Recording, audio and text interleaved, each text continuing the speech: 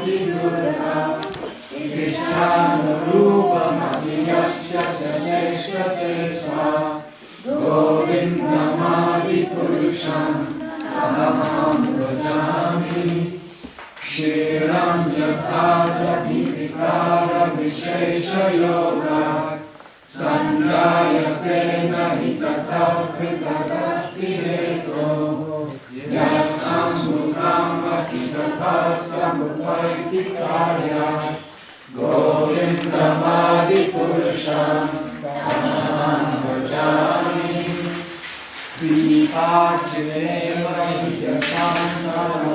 Yudetya Dipayate Vivritahetu Samana Dharma Yastavireva Hijavishnudaya Vibhati Govindamadipurusham Tamaham bhajami Yatharana Bhajati Smayoga Nijamananta Jagaranda Sarova Adhara Shakti Maharambya Param Samurtim Govindamadipurusham Tamaham bhajami Yasyaikamishya Siddhakamathavalambya Jivanti Loma Virajajarantanatha Vishnu Mahamsa Vihayasya Kalavishesho Govindamadipurusham Tamaham bhajami Bhavasman yathashma sakaleshu nijeshu teja Sriyam kiyat prakatayatya vitatpadatta Brahmaya esha jagadanta vidhana karta Govindamadipurusham Tamaham bhajami Yajapada pallava yugam vidhaya kumbha Dvandve pranama samaye sadanadiraja Vignam vihantam alamasya jagattrayasya Govindamadipurusham Tamaham bhajami Anirmahi gaganamammu maruddhishascha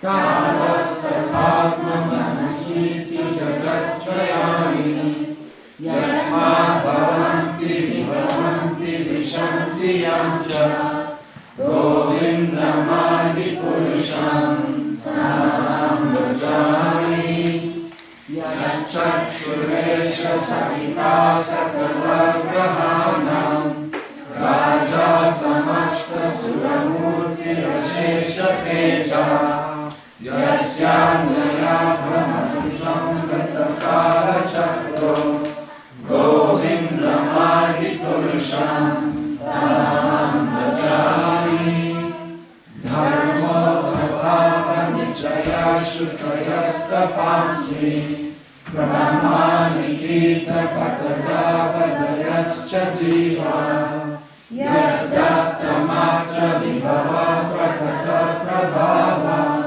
Govindamadipurusham Tamaham bhajami Yasindra gopamatavindra mahosvakarma Vandana rupa parabhajanamatanoti Karmani nekahati kintu jabhakti bhajam Govindamadipurusham Tamaham bhajami Yam krodha kama sahaja pranayadi dhiti Vatsalya moha durgaura vasega bhavai Sanjitya tasya sadvishim tanumapurete Govindamadipurusham Tamaham bhajami Shriya Kanta Kanta Parama Purusha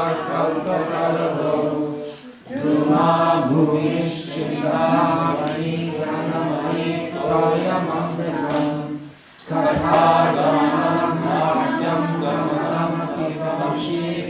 Sakhi Chidanandam Jyoti Paramapi Yada Svatyamapi Cha Sayatra Shirabhi Shavati Surahi Yascha Sumaham Nime Shadha Shova Prajati Nahi Yatrati Samya Bhaje Shvetadvipam Tamahaminolokamitiyam Vedantasya Santashiti Vilachara Katikaye Ishvara Parama Krishna Satchidananda Vidyaya Anani Adi Govinda Sarvakaranakaranam. Neck beats can be changed.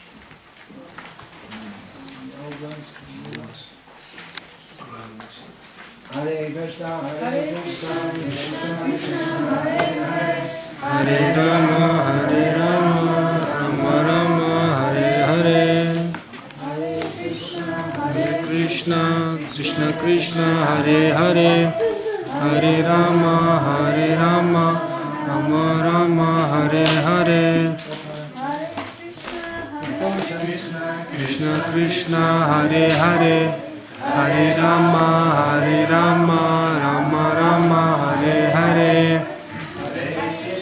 Hare Krishna Krishna Krishna Hare Hare Hare Rama Rama Rama Hare Hare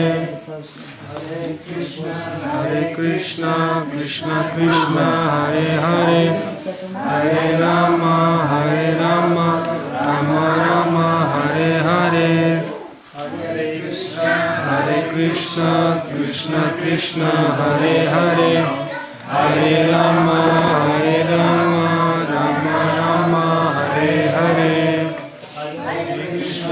Hare Krishna Krishna Krishna Hare Hare Hare Rama Rama Rama Hare Hare Hare Krishna Krishna Krishna Hare Hare Hare Rama Rama Rama Hare Hare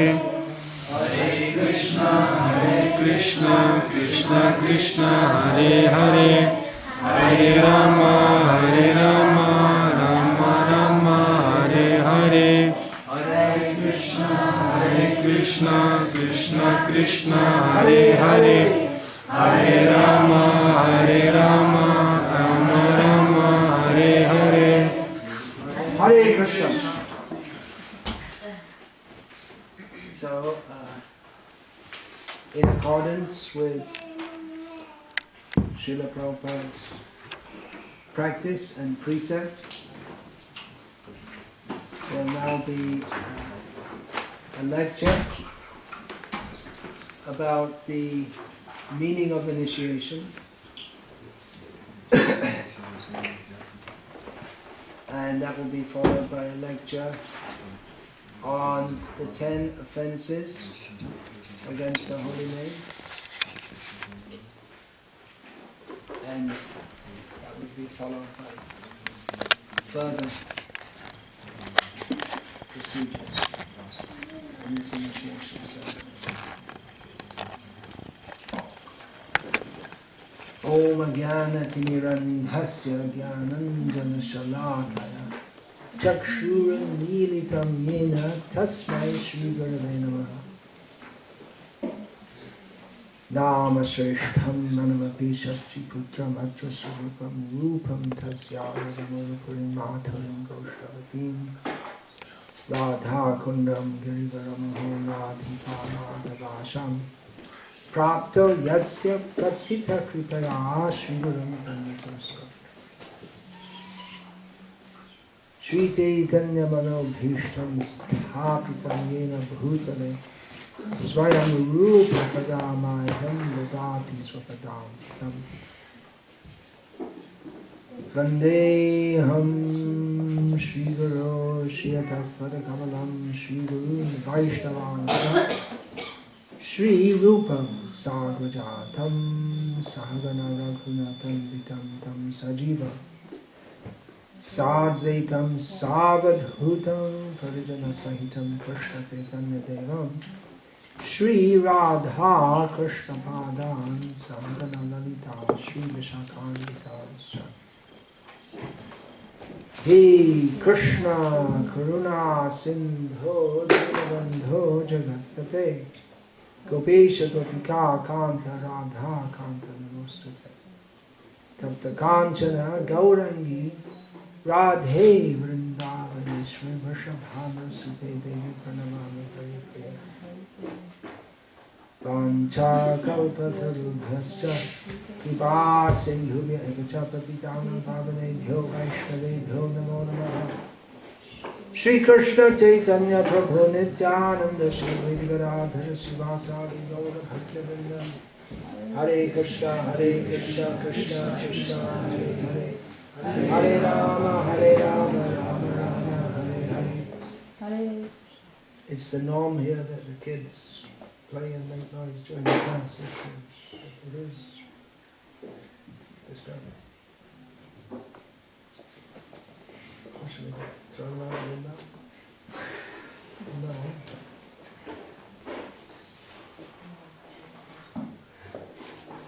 It is a disturbance. We have to hear these topics, important topics to hear. Preferably without disturbance. Yeah, important topics. What is the topics? The importance of initiation. Very big subject. After many lifetimes we come to hear about this topic. Shrinvantu Vishve Amritasya Putra Aye Dhamani Divyani Tashtu. Listen, we should listen, we should hear. Know that we are sons of immortality, sons of nectar. We are meant for nectar. We belong to the world of nectar, where we used to live. We used to live in the divine world of nectar, the Dham. This is the recommendation. We should hear about this. Generally we don't hear about this. We have many things to hear about. Many things we like to hear. Shrotavyadini Rajendra Nirang Santi Sahasrasha Apashyatam Atmatatvam Griheshu Grihamedinam. Even after attaining this human form of life, we are not serious about Atma Tattva, the nature of the soul, understanding of who we are. We are simply tied up in family life, and we have many things that we like to discuss. At this point, who we are, what is the purpose of life? Where did we come from? Where are we going? We have no interest to hear all of this.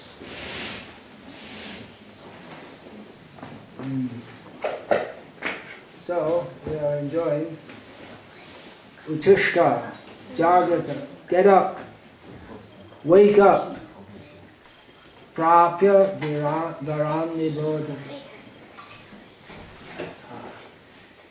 Attain the boon of human life, become aware of it. So how to attain that? Well, we have to follow the process.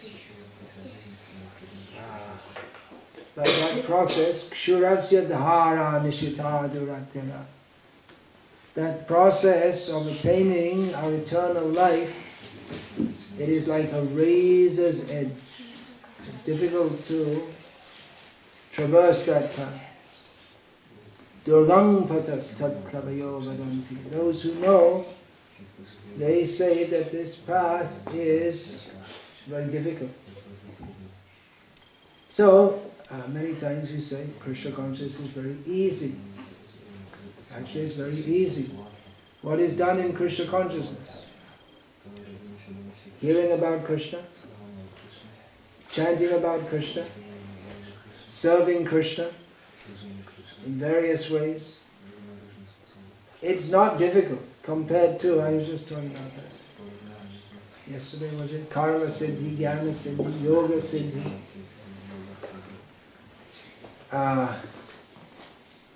Srila Prabhupada commented in one of his Bhaktivedanta purports that actually it's much easier to be Krishna conscious than to go to hell. People have to make, people in the modern age especially, people make elaborate arrangements for casinos and brothels and slaughterhouses. They make elaborate arrangements, but for Krishna consciousness you don't have to have any elaborate arrangement. Anyone can sit anywhere and chant Hare Krishna and go back to Godhead. To go to hell in a big way, you have to work hard and make money.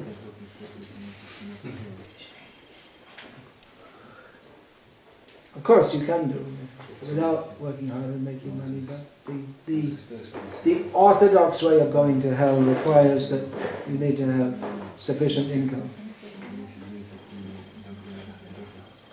But for going back to Godhead, one simply has to chant Hare Krishna and hear about Krishna and remember Krishna. Shravanam, Kirtanam, Vishnu Smaranam, Pada Sevanam, Archanam, Vandanam, Dasyam. And then one is fixed in these 7 processes, or even one of these 7 processes, then comes the question of Sakyam and Atma-nivedana. 7 processes are hearing about Krishna, chanting about Krishna, remembering Krishna, serving the lotus feet of Krishna, worshipping the deity of Krishna, praying to Krishna, and identifying oneself as the servant of Krishna. And then in the advanced stage there is identifying oneself as a friend of Krishna and fully surrendering to Krishna. So it's easy. And compared to the path of following many austerities, it's also much easier. But it's difficult also. The difficult thing is the Atma-nivedana, fully surrendering oneself. Because we're attached in this material world. Not only are we attached to whatever little things we consider to be our possession, but we're also attached to our misconceptions. We're attached to, even if we don't have much to try to enjoy in this world, we're attached to the hope of enjoying, the prospect of enjoying. So, in some ways, it's easier to perform the difficult austerities of the yogis than to be Krishna conscious. The yogis, they can perform very difficult austerities, but to give up their sense of independence from Krishna, they're not ready. The idea, I'm doing it by myself. I'm a self-made man. I did it my way. The rugged individual. So this individualism, the sense of individualism separate from Krishna, keeps us separate from Krishna. Krishna consciousness is actual individualism. When we fully realize ourselves, who we actually are. But as long as we're attached to being something else than what we really are, which is a servant of Krishna, then we don't surrender to Krishna. So it's a difficult path in many ways. Maya is always calling. There are two things. There's Krishna conscious and there's Maya. Krishna Surya Sama Maya Hoy Andhaka. Jaha Krishna Taha Nahi Maya Adhika. Krishna is just like the sun. And Maya, illusion, is just like darkness.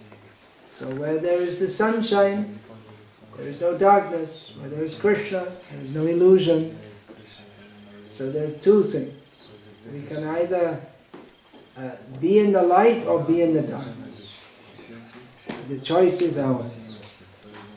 So when we take up the path of Krishna consciousness, it means turning to the light, to reality, in which we can see everything. In darkness, we think we can see, but we misapprehend everything. We misunderstand everything. It's seeing, but as I was just reading that this morning, seeing in the seeing in the darkness is not seeing. In the darkness we may see something, but we don't see it clearly.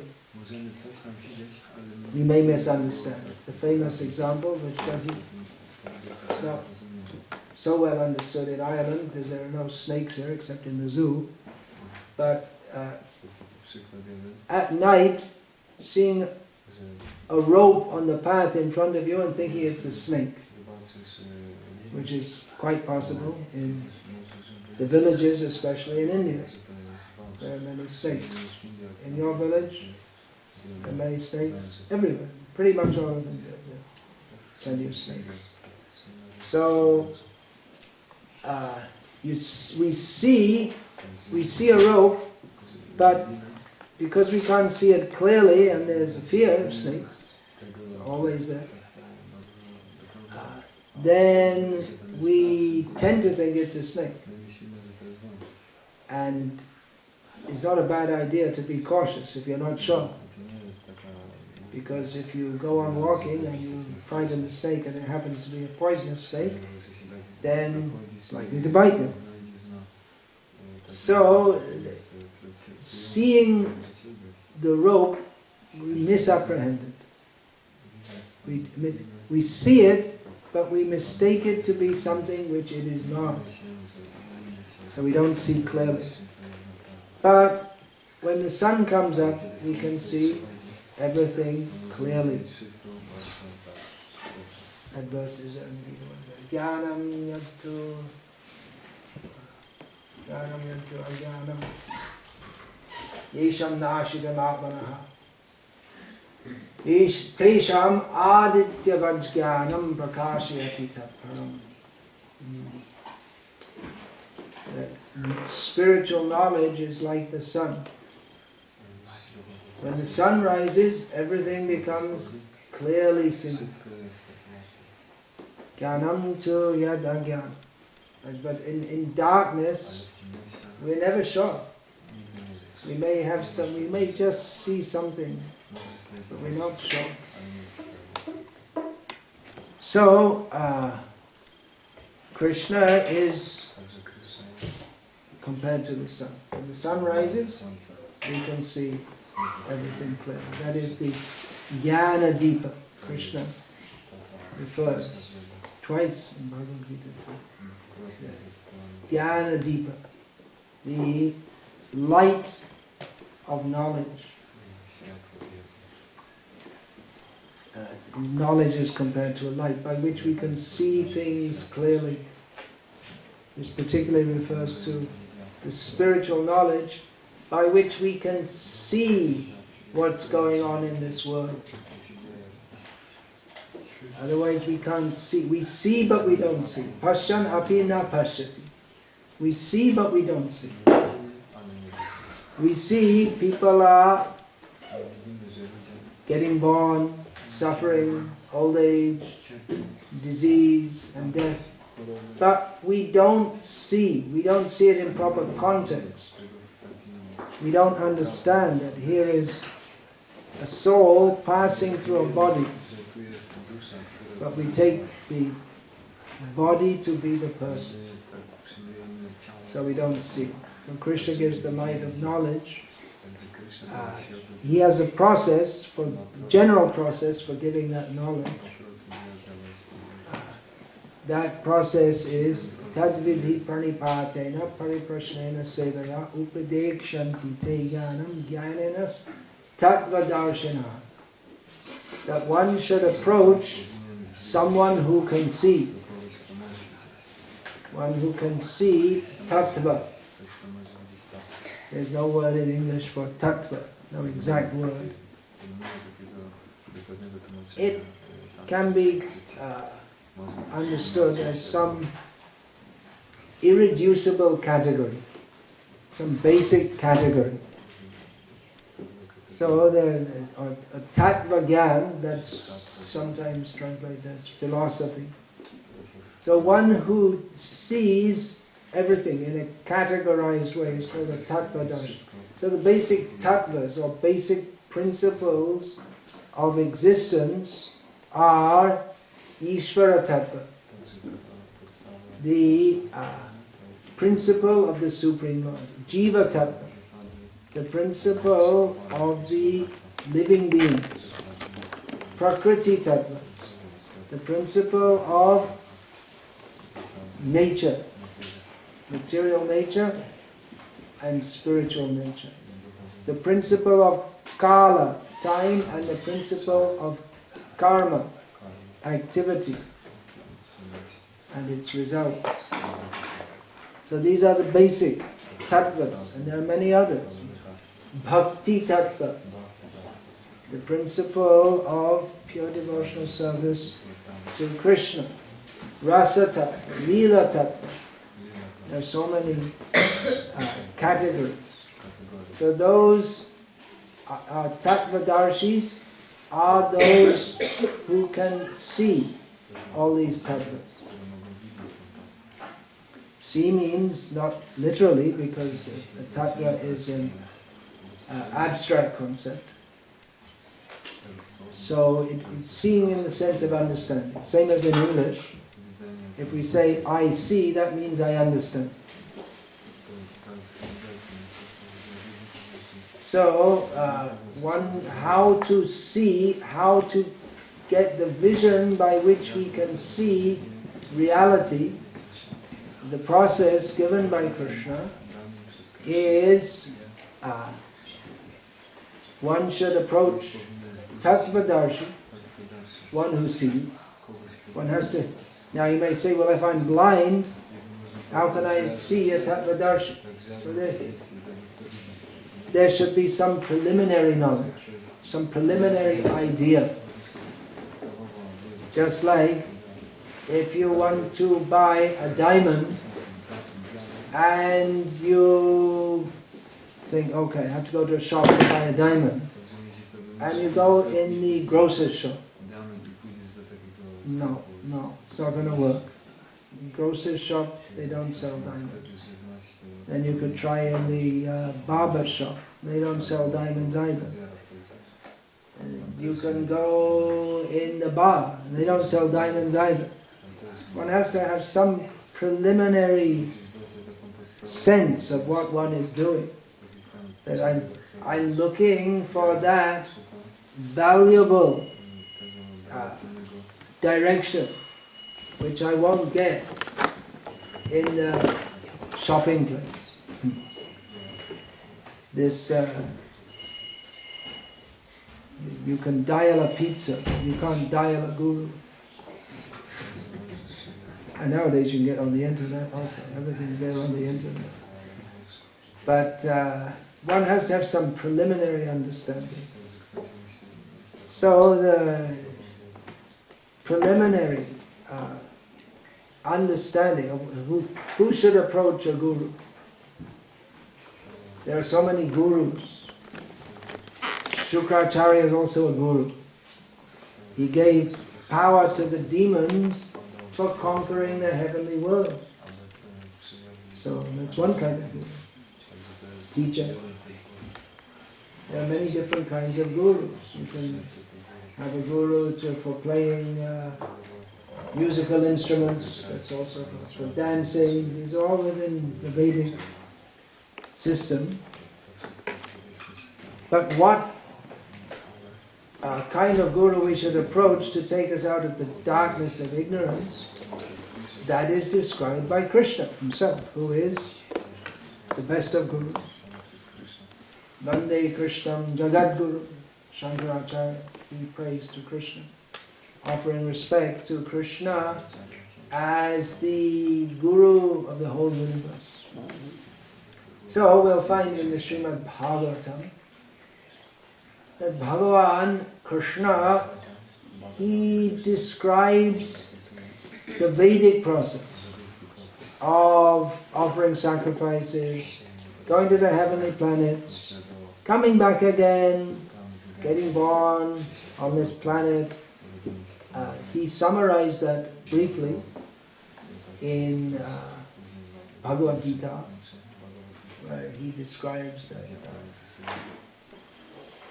those who go to the heavenly planets, Taitam Bhuktva Svargalokam Vishalam Kshine Punye Martyalokam Visham Evam Trai Dharma Manupapana Gatagatam Kama Kama Vadhante. Persons, they go to the heavenly planets by following the Vedic process to fulfill their desires. They come and go. When they go up there, they enjoy tremendous happiness. But when their stock of pious merits is almost exhausted, then again they have to come back to this planet of death. So Krishna describes that more in the Bhagavatam, and he says that actually there's no real happiness in the heavenly planets anyway. It's all useless. And then he says, Tasmad Gurum Prapadyeta Jignasu Shreya Uttamam. He says that, therefore, having understood this phantasmagoria of trying to enjoy this material world, to be just that, phantasmagoria, as being completely useless. A person who has realized that, or as Srila Prabhupada sometimes used to say, the qualification for entering spiritual life is to be disgusted with material life, to be disgusted with the prospect of enjoying this material world. Then someone who's come to that platform, they should approach a guru to inquire about the topmost possible benefit. Otherwise people approach gurus for going to the heavenly planets, or for learning to play a musical instrument, or for learning to dance, or whatever. So they may do so. But this kind of guru, Krishna is telling us to approach, how we can attain the topmost benefit. Shreya Uttama.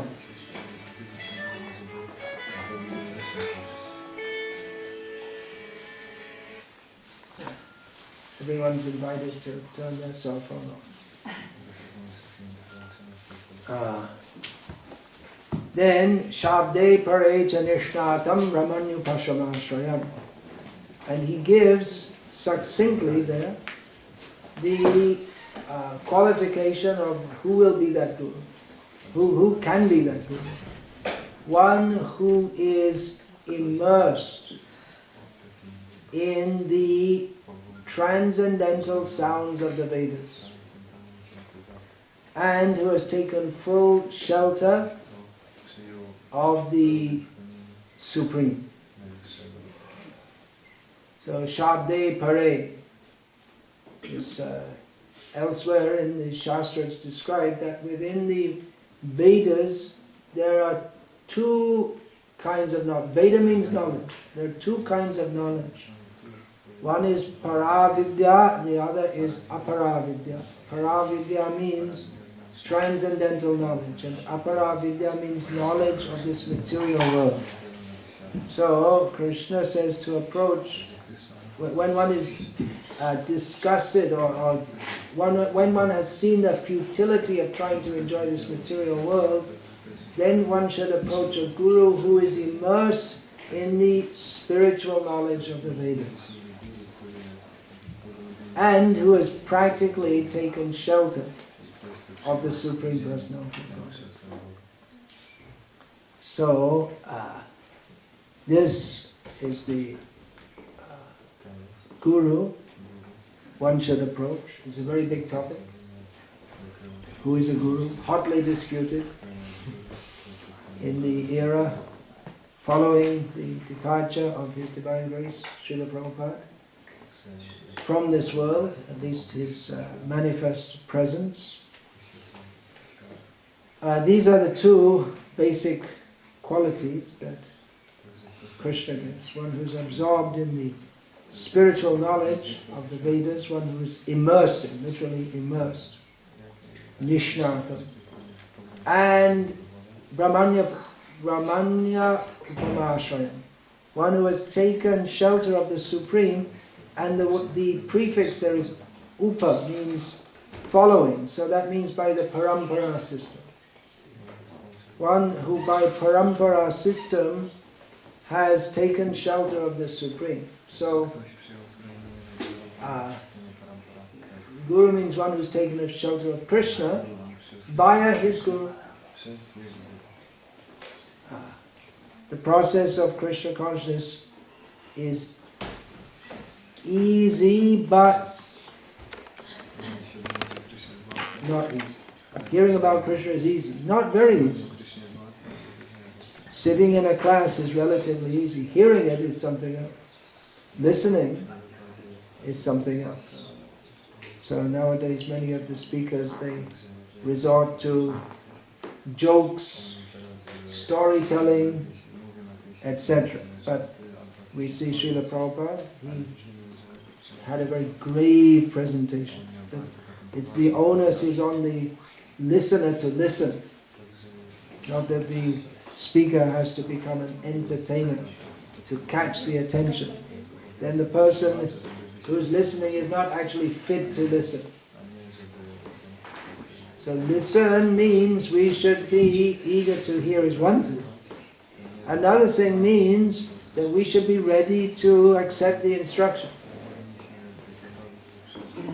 Anyone can come and listen, but when one is ready to accept the instruction, then one should accept a guru. Not farcical. As Srila Prabhupada often said, we should not keep a guru like someone keeps a pet dog. As is very, it's not very popular, it's almost it's like a central point of the culture in England, Ireland, America, and all these places. In fact, if in these countries, if a man punches a man, no one will care very much. But if you see a man beating a dog, they'll call the police, isn't it? It's taken more seriously, practically. So, one should not keep a guru like a pet dog. A pet dog you're very affectionate to, but you don't take any instruction from the dog. You consider yourself to be the master. The dog is meant for serving me. I remember many years ago that one of my godbrothers told me he met one of the big industrialists in India, and this family is famous for building temples of Vishnu. So this godbrother said to this industrialist, you know who I'm talking about? Building temples means build. So this godbrother said, well, yeah, it's nice that you're building temples, but actually we have to also take direction from Guru. And the man replied, oh yeah, yes, I have a Guru, yes, I just sent him to South India for preaching. I sent him. I'm the rich man, and I give money to the guru, and I send him here and there. Doing a good job. It's worth getting a garland.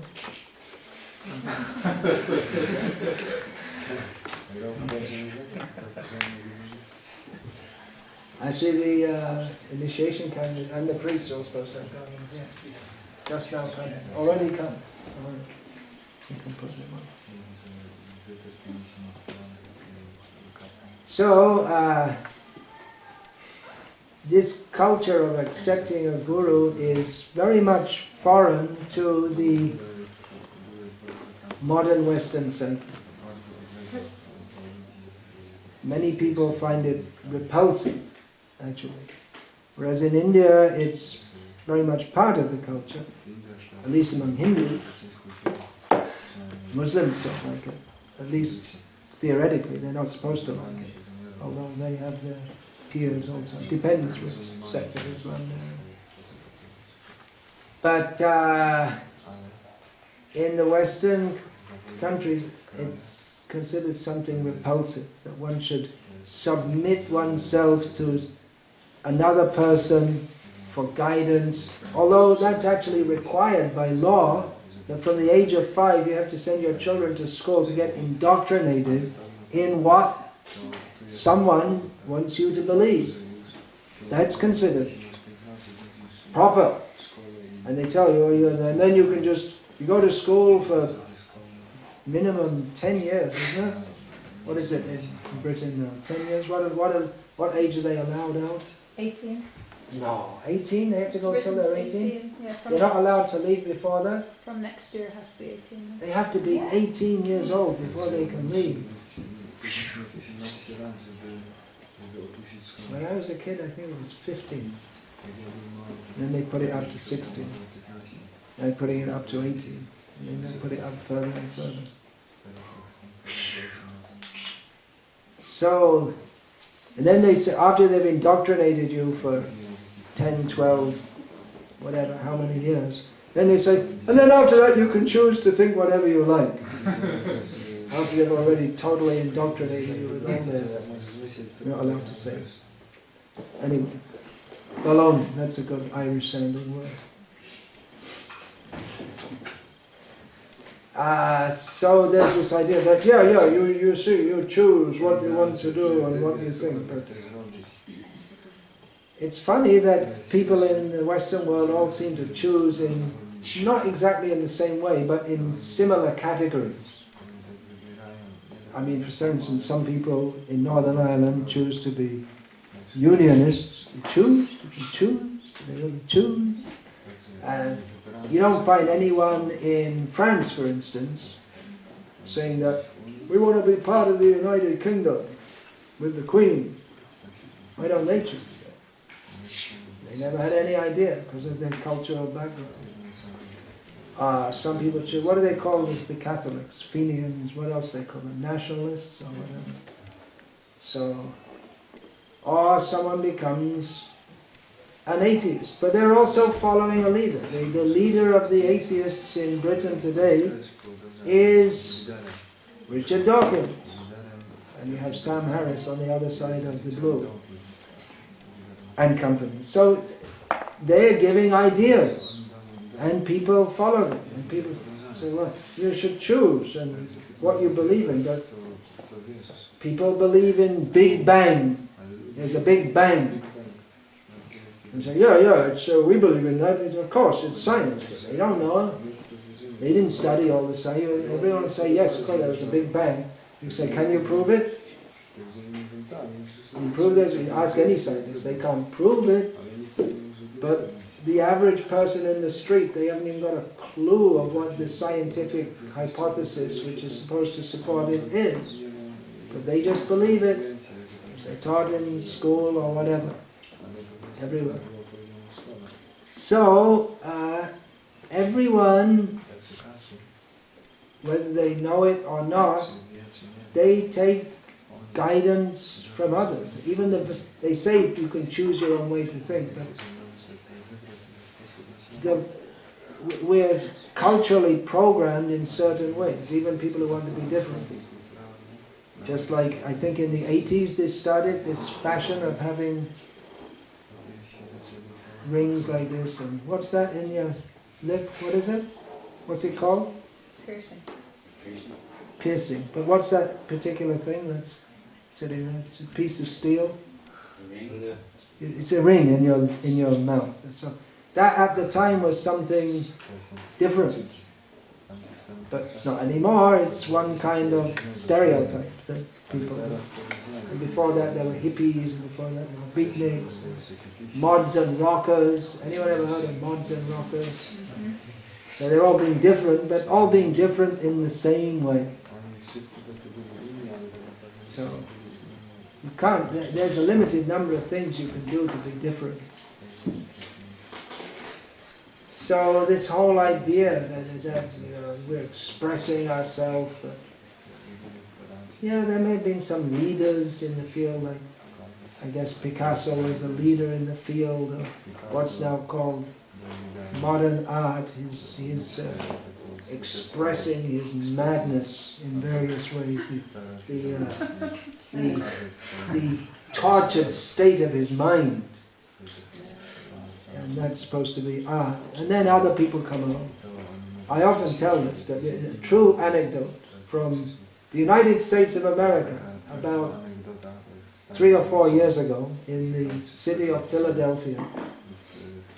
We were driving past some building, and it looked very distinguished, very big building, and a very distinguished looking building.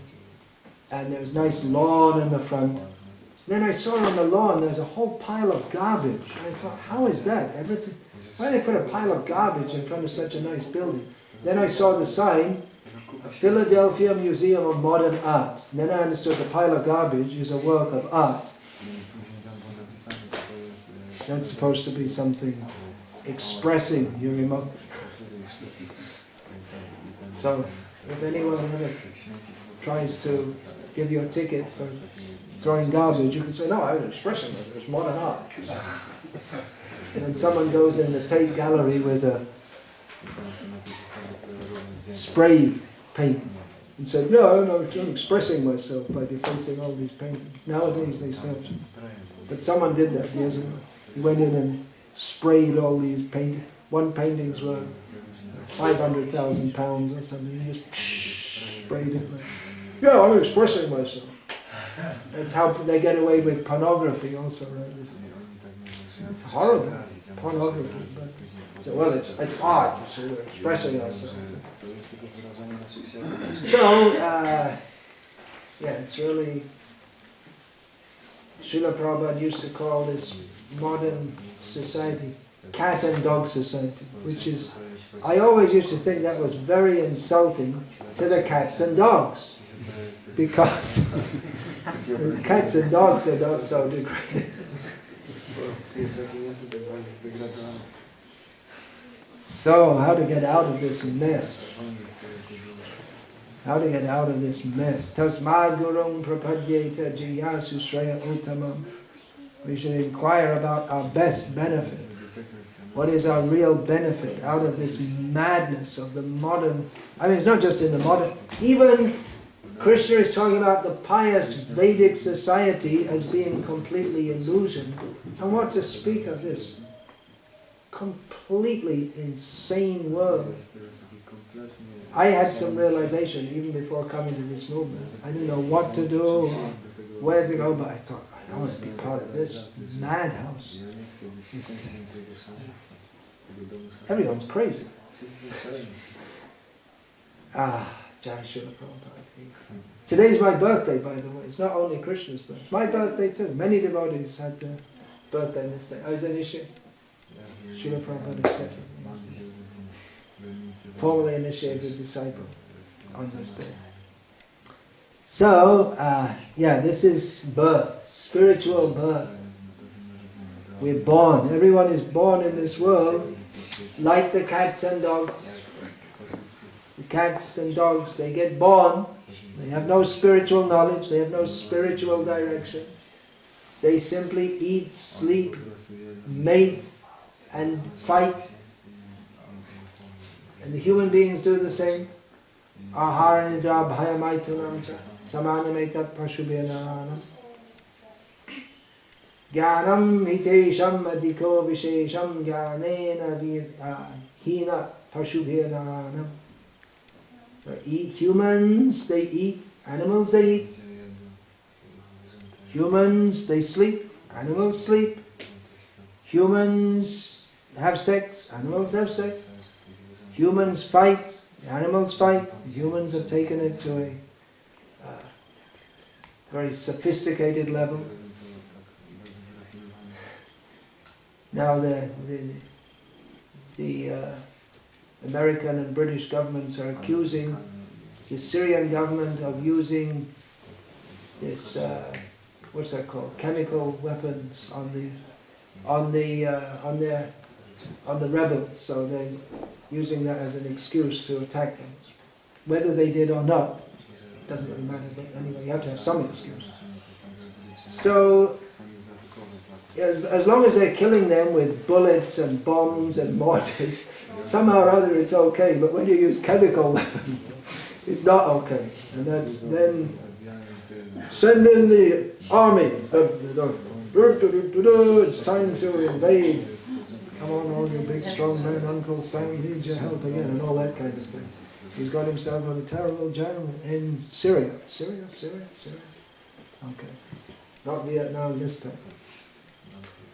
So, yeah, it's one hell of a mess. And eating, sleeping, mating and defending. What's the difference between a human and an animal? Well, a human stands on two legs. But he's still eating, sleeping, mating and defending. What's the difference? Jnana, knowledge is the difference. And knowledge doesn't mean how to make more bombs and how to orchestrate some incident by which we can pretend that now we have an excuse to attack Syria. Knowledge doesn't mean to go to a university and learn how to, in a more sophisticated way, eat, sleep, mate and defend. And discuss all kinds of, maybe some people in the university discuss philosophy, not much, but even so they miss the point. What is the point? The point is, Janma Mrityu Jara Vyadhi Dukkha Doshanu Darshanam.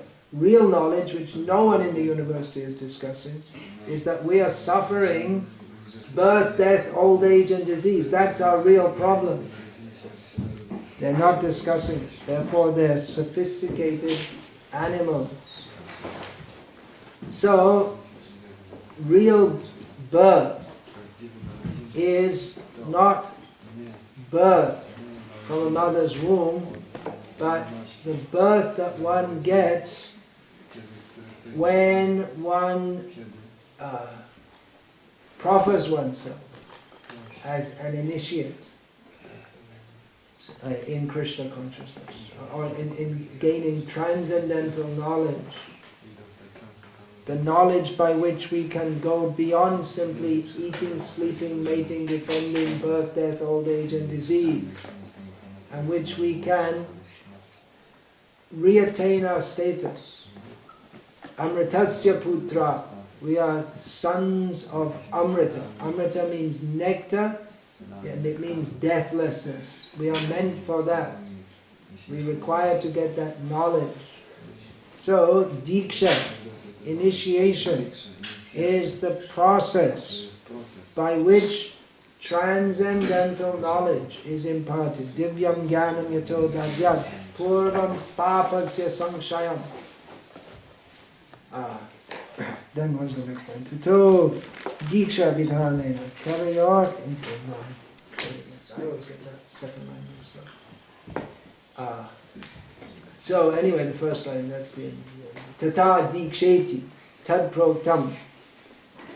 Yeah, that is called Diksha, that process by which Divyam Jnana, spiritual knowledge is imparted, and one becomes free from the effect of all sin.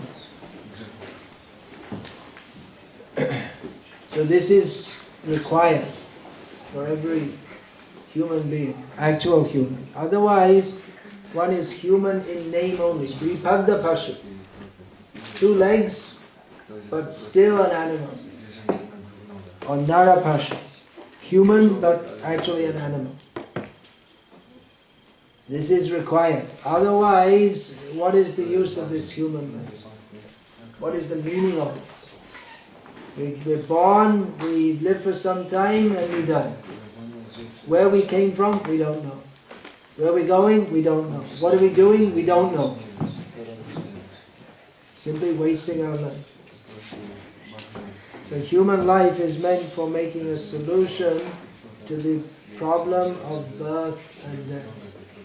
And for that, we require knowledge, we require guidance. We have to submit ourselves. We have to submit ourselves to take that guidance. Voluntarily we have to submit ourselves.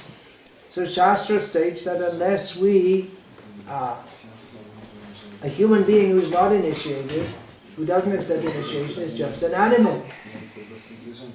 Every human must get initiated. And so in Hindu tradition, it's become just that, a tradition, that people get initiated.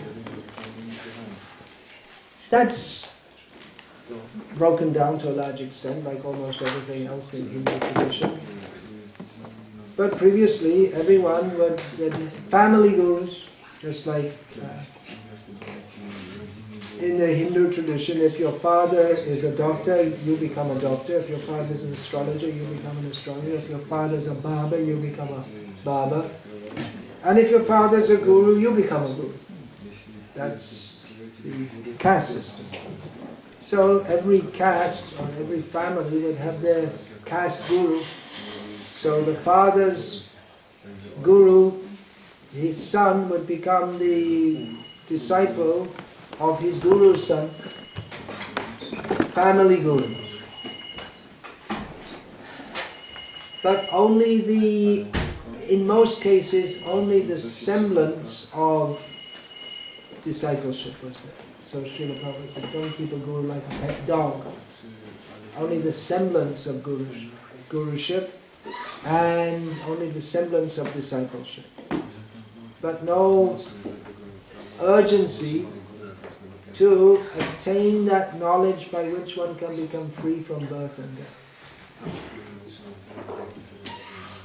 Tadvidhi, the whole package, Tadvidhi Pranipata, one should bow down before the Guru. Bow down means not just as a formality. Bhaktisiddhanta Saraswati Thakur used to refer to Dandavat Bhakti. They're very expert in, they'll fall down and offer obeisance. But that's all right, that's good, that should be done. But not just offering obeisance, but one should actually have the attitude of submission. Be ready to follow instruction. And one should question the Guru with questions. Which questions? Pariprashnena jignasu shaya uttama. One should inquire about the topmost benefit that one can attain. And seva, one should serve the Guru. So in Indian tradition, the bowing down and the service to Guru tend to go on, but the inquiry into the ultimate reality, that is generally lacking. In fact, someone told me some time ago that he was formally, means in a ceremoniously, not previously, ceremoniously, initiated into a Vaishnava Sampradaya, family line. And then after some time again the Guru came around and people were coming to see him. And this young man, as he told me, he went to ask the Guru a question because he'd been reading Prabhupada's books. So he asked, and the Guru got upset. He wanted to ask a question, like, how can we advance? You know, why are you asking me this? Why are you asking that? Don't ask questions. he has no practice of answering such questions. They'll speak on Krishna Katha, but in a way that doesn't give rise to inquiry about the ultimate goal of life. It doesn't give rise to a spirit of surrender to Krishna. That's why I was saying this. And mostly they'll speak in an entertaining way, tell stories of Krishna, which is very nice. In one sense, a lot better than watching a Batman movie or something else similarly inane. But Krishna is treated as someone who we love but we don't surrender to. So it's superficial. Superficial love of Krishna. No surrender. No intention to give up sense gratification. Of course, the people may be pious. Generally people who hear these professional kathas, professionally spoken kathas in India, which if you go now in Vrindavan or Govardhan, you'll find so many hoardings, advertising, different speakers on Srimad Bhagavatam. So generally the people who go to listen to this, and there are many of them, they won't be meat eaters. Mostly they won't be taking alcohol, or probably most of them don't even smoke or chew tobacco. They're pious people who are inclined to hear about Krishna at a certain level, a superficial level. And there are those who also fulfill that need by speaking in a superficial way. Superficial way means they'll tell the pastime. But the idea that we have to surrender to Krishna and give up sense gratification and get free from material attachments, no such idea is given. No such idea. Just that we love Krishna, we like to hear about Krishna, and we go on with our life, and that's enough. But that's not enough. Guru is not, sometimes in the modern West, because devotees are hesitant to use the term that Srila Prabhupada used for Guru, spiritual master. They use the term teacher. The actual term is Guru. That word has entered the English language in a bastardized way. I'm not using a swear word, that's the actual use of the English term. It's just like they'll say like a cricket guru. What is a cricket guru? Guru has no business with cricket. But they use it, it means someone who's an expert and he can teach others how to play cricket. So something like that, cricket guru, or stocks and shares guru, or something like this. So the word guru is already went into the English language and got mangled. And spiritual master, devotees seems they're afraid to use that term because the term that you can have as a master that militates against the Western psyche, in which people like to think, I am the master. I am the master of all that I survey. I am the master of my own destiny. The idea that one should submit oneself to someone else, they don't like it. So often devotees say, my teacher. But teacher, what does that come from? A teacher in the modern world is someone who they couldn't get any better job, so they became a teacher. That's what they said. If you don't know a subject very well, then you become a teacher. Or as one of my teachers at school told me, I like this job because it's short hours and long holidays. That's why he became a teacher. No interest in benefiting anyone. So the term guru doesn't just mean some teacher like in the school. Just like myself. When I left school, I never saw any of my teachers ever again. And they're not lamenting either, so we didn't see them. There's no relation. It's just they have a job, they get paid, and I'm forced to go to that school, and when it's over, finished. That's all. I mean, there's no relationship between the teacher and the student. Although they, I guess, maybe, I don't know, maybe they organize this reunions or something. I don't know. I was never invited to one, so I probably wouldn't go anyway if they had one. But the relationship between guru and disciple is much more, well, it's not really, I wouldn't say it's much more anything, it's just in a completely different category. It's, the guru is supposed to accept on the behalf of Krishna, through the parampara system, the surrender of the disciple, and goads the disciple to surrender. It's not that, okay, here's the knowledge, and if you want, you can surrender, but he should push you. And it's not just knowledge, it's activity also.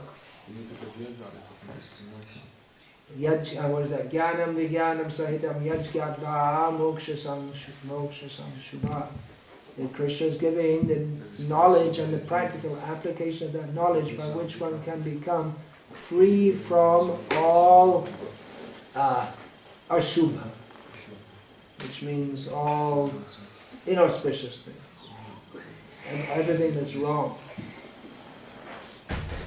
So this relationship of guru and disciple, it's precious because it is in relationship to Krishna.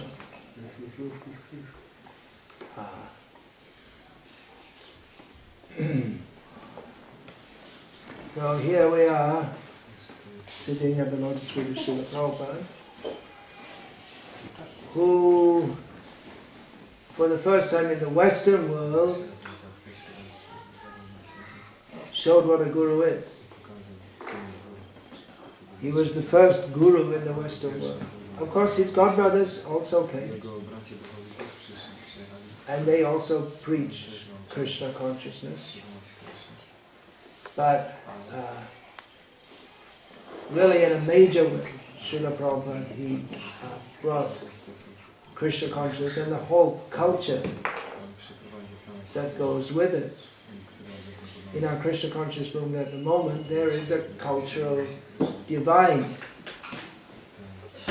It's not fully divided yet, but there's a divide between those who think that, well, we should just to a large extent go along with Western culture, and there are those who say no, we should adopt the Vedic culture, which Srila Prabhupada often wrote about and spoke about. So, which is better, which is best? Well, my fear in adopting the Western, the idea, well, you can be Krishna conscious, it doesn't matter so much about how you dress or what you eat as long as it's vegetarian and offered to Krishna, and what kind of music you play or listen to, doesn't really matter. The main thing is you should chant 16 rounds, follow 4 regular principles, and understand the principles of Krishna consciousness. So that may be true to some extent, but the fact is that an important fact is that with culture goes principles and concepts also.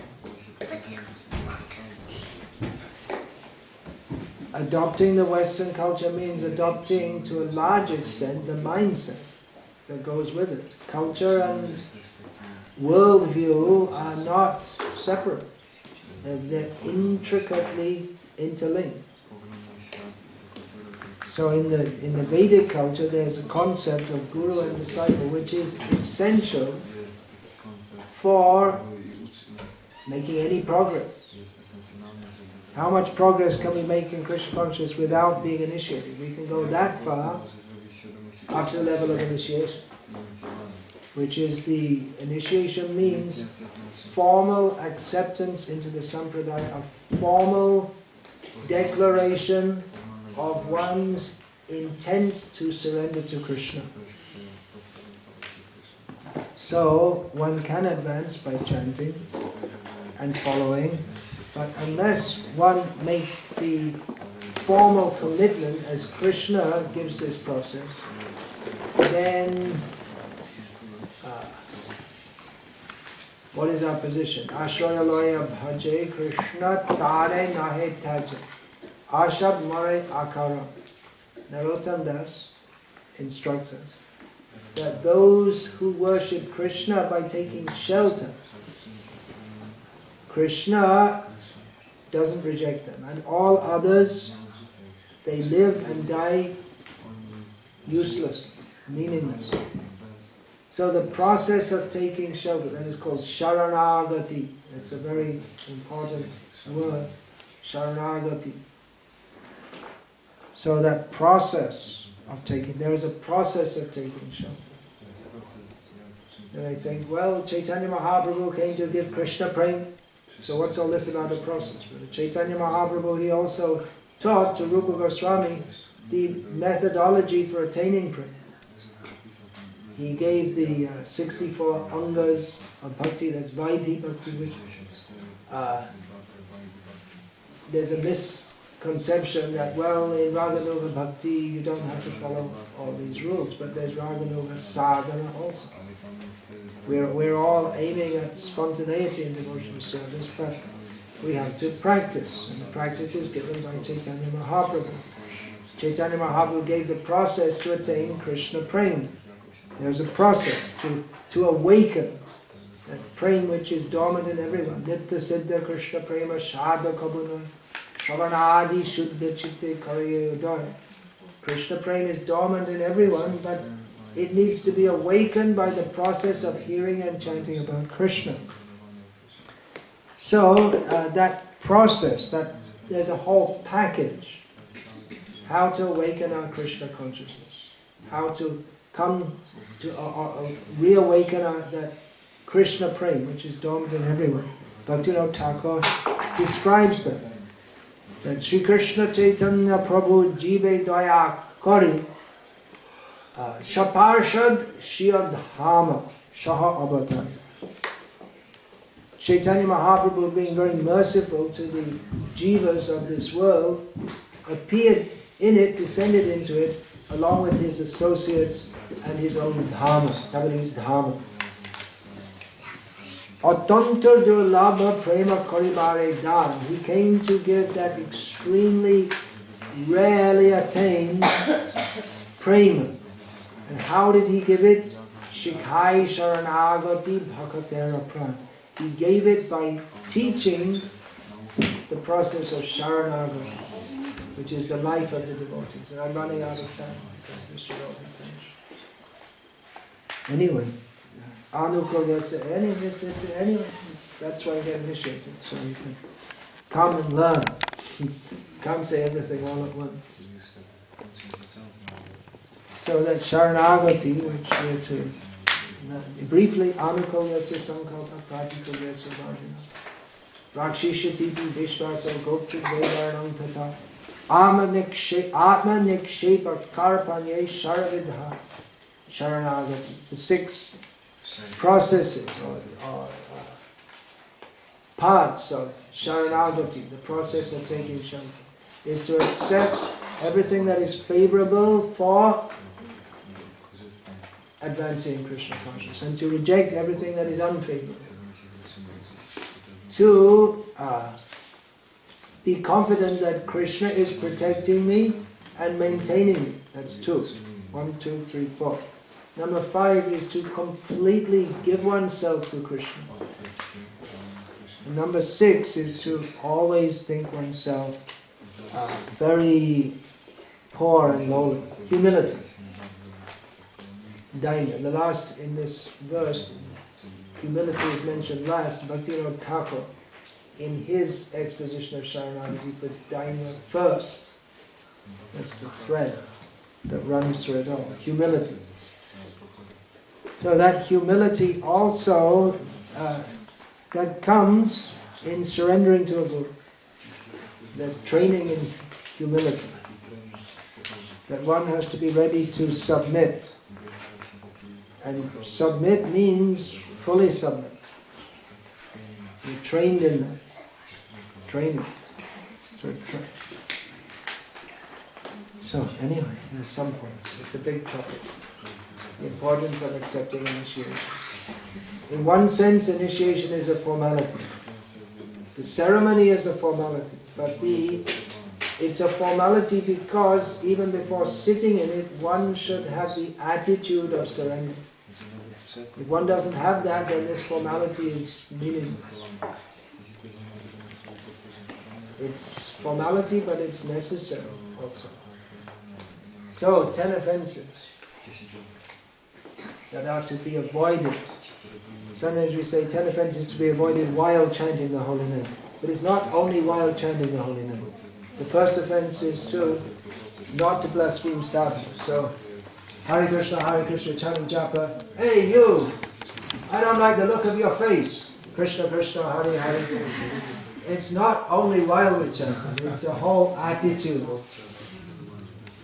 that goes with our whole life.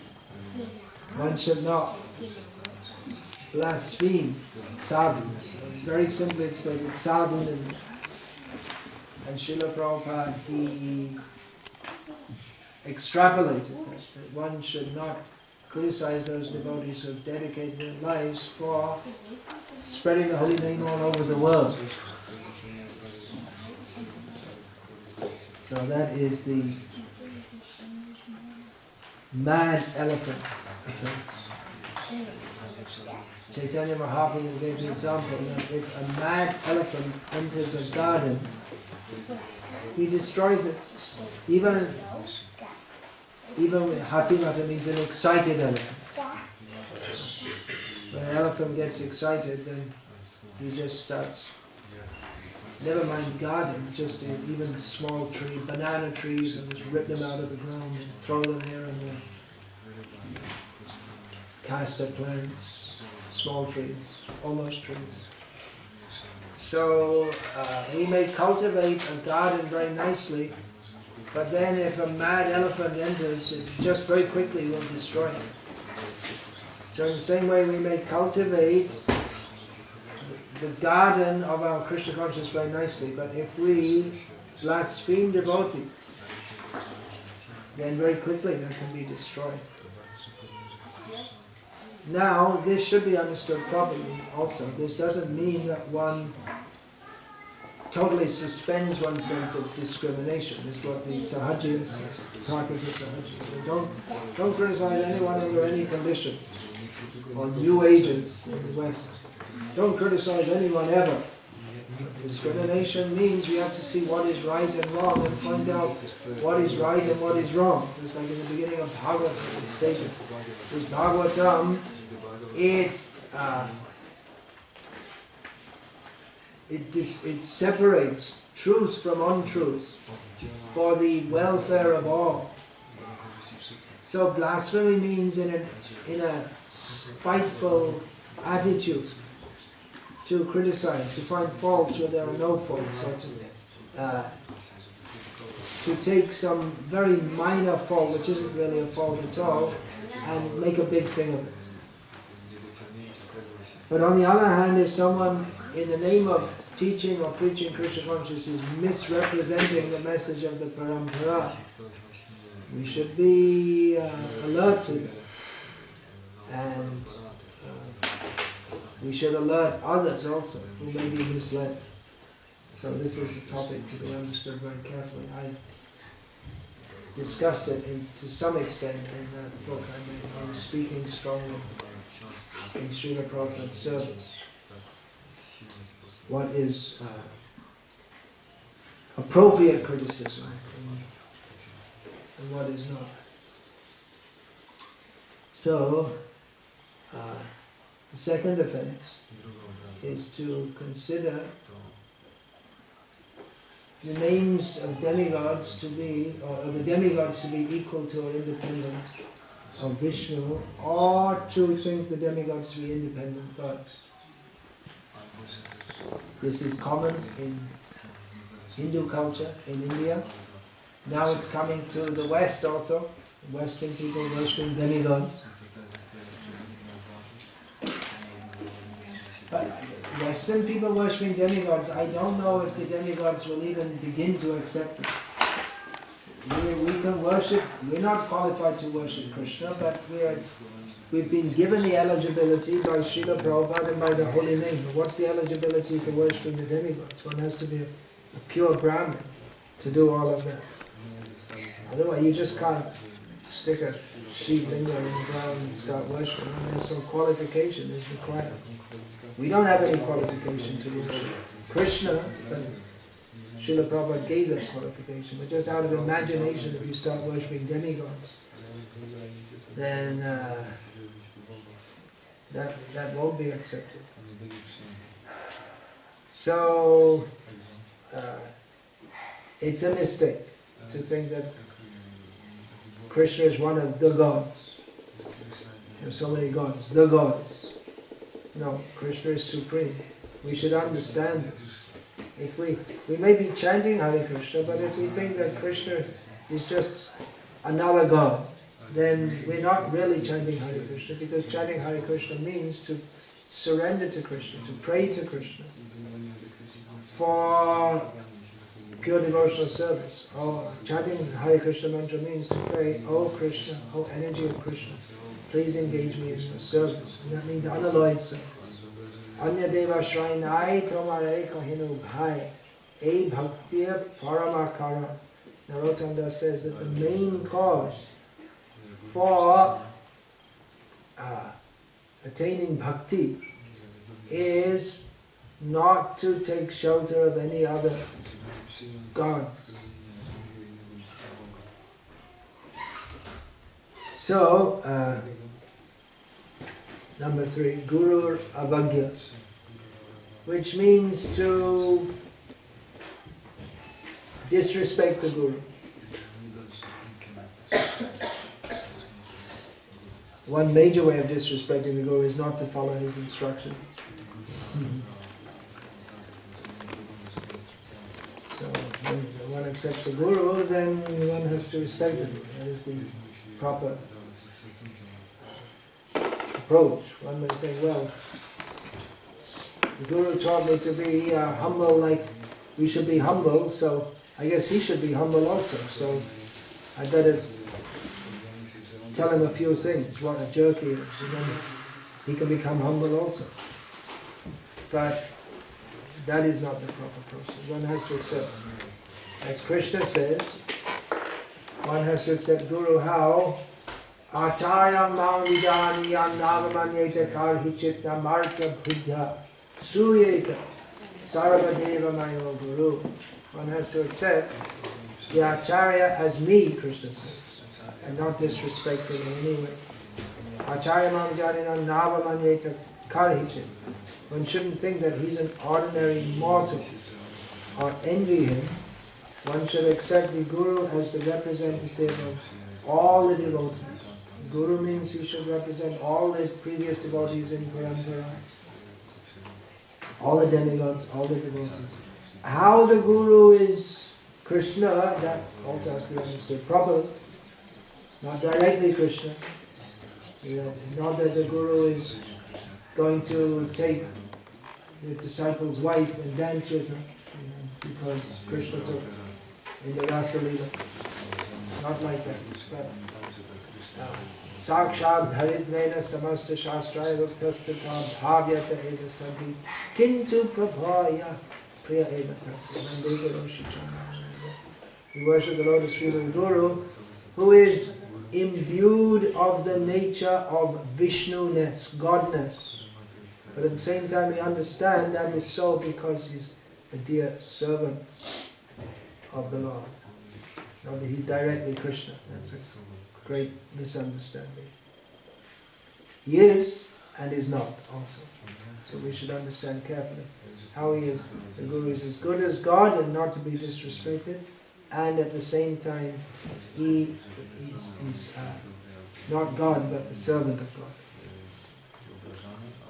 So to blaspheme the Vedic literature, or literature in pursuance of the Vedic Russian Shruti, Shastra, So one should not blaspheme or think that the Vedas, well, some parts are good and some parts are not good. In one sense that may be true, because certain parts of the Shastra, they're meant for people within the modes of material nature. Krishna himself says in Bhagavad Gita, Traigunya Vishaya Veda Nistraigunya Bhavarjuna. Krishna tells Arjuna that the Vedas are concerned with the subjects within the three modes of nature. You be transcendental. In other words, he tells Arjuna, you don't need the Vedas. How is that possible? One should understand. Vaideshcha Sagara Hameva Vedaha. The ultimate goal of the Vedas is Krishna. But some parts of the Vedas, they're meant for people in the lower modes of nature. On that account, we should not blaspheme or say, oh, this is all useless. It has its purpose. It's given by Krishna.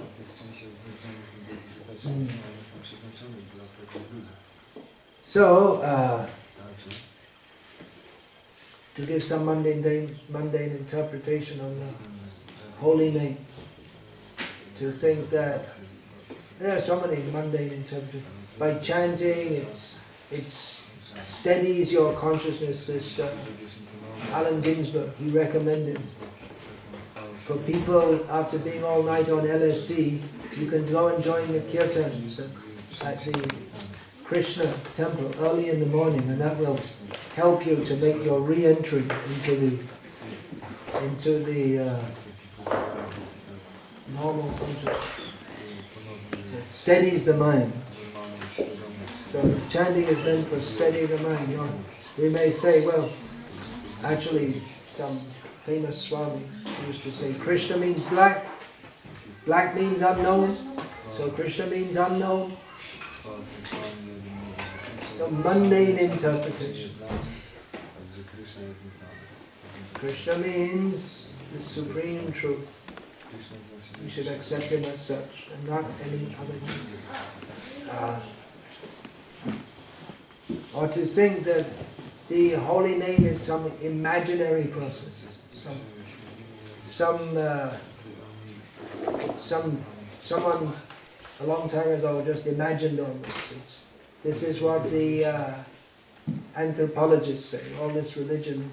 And, well, it was Sigmund Freud had this brilliant idea that, not brilliant, that God is just some imagination. That people, they used to live in tribes, primitive man used to live in tribes, and the leader of the tribe used to enjoy all the women. He was the father, and the children used to they respect, feared, and envied the father, and that got passed down in our genes. Of course, Freud, the concept of genes hadn't been imagined at that time, but that was passed down in our consciousness. See, the Father, God the Father, someone who's big and powerful, and we have to do what he says, otherwise he beats us up. You never heard of Krishna. Krishna doesn't fit his supposedly psychological speculations. So this idea that this chanting, well, it's all just some imagination. It's not, and there's nothing really, anything special. It's just someone made it up. Or to think that chanting, that stated that by chanting one can be free of more sins than you can commit in many lifetimes. So they, well, that's just exaggerated. That's to get people to chant. That's to encourage them to chant. No. By chanting the name of Krishna, when one becomes free from all sinful action. That is a fact. One shouldn't doubt that. One doubts that, that's not fact. then to think that this chanting, it's just another process. Some people they do yoga, some people they do sacrifices, some people they give in charity, some people they visit holy places, and some people chant the holy name, and it's all the same. No. These processes within the karma kanda or within the jnana kanda for that matter, which are not centered on surrendering to Krishna, they are different religious processes, but they have they're undertaken in a completely different mentality, and they have a different result. Yadrishi shraddha siddhir bhavati tadrishi. According to our faith, according to our outlook, we get a result accordingly. So if we think that, well, you can chant Hare Krishna, and it's one of those things, it's like offering sacrifices or going to holy places of pilgrimage so that you can get free from sins. No. Chanting Hare Krishna is for attaining love of Krishna, not for anything else. Once the editors of Bhakti Godhead magazine, they featured photos of people, and then there would be a photo of so and so. Linda Rothsman, age 27, data operator or something like that. So, and then a little quote from her. It's difficult for me to balance having a family and a full-time job, but chanting Hare Krishna really helps me. Or so-and-so, Robert Grant, age such and such, printing executive, that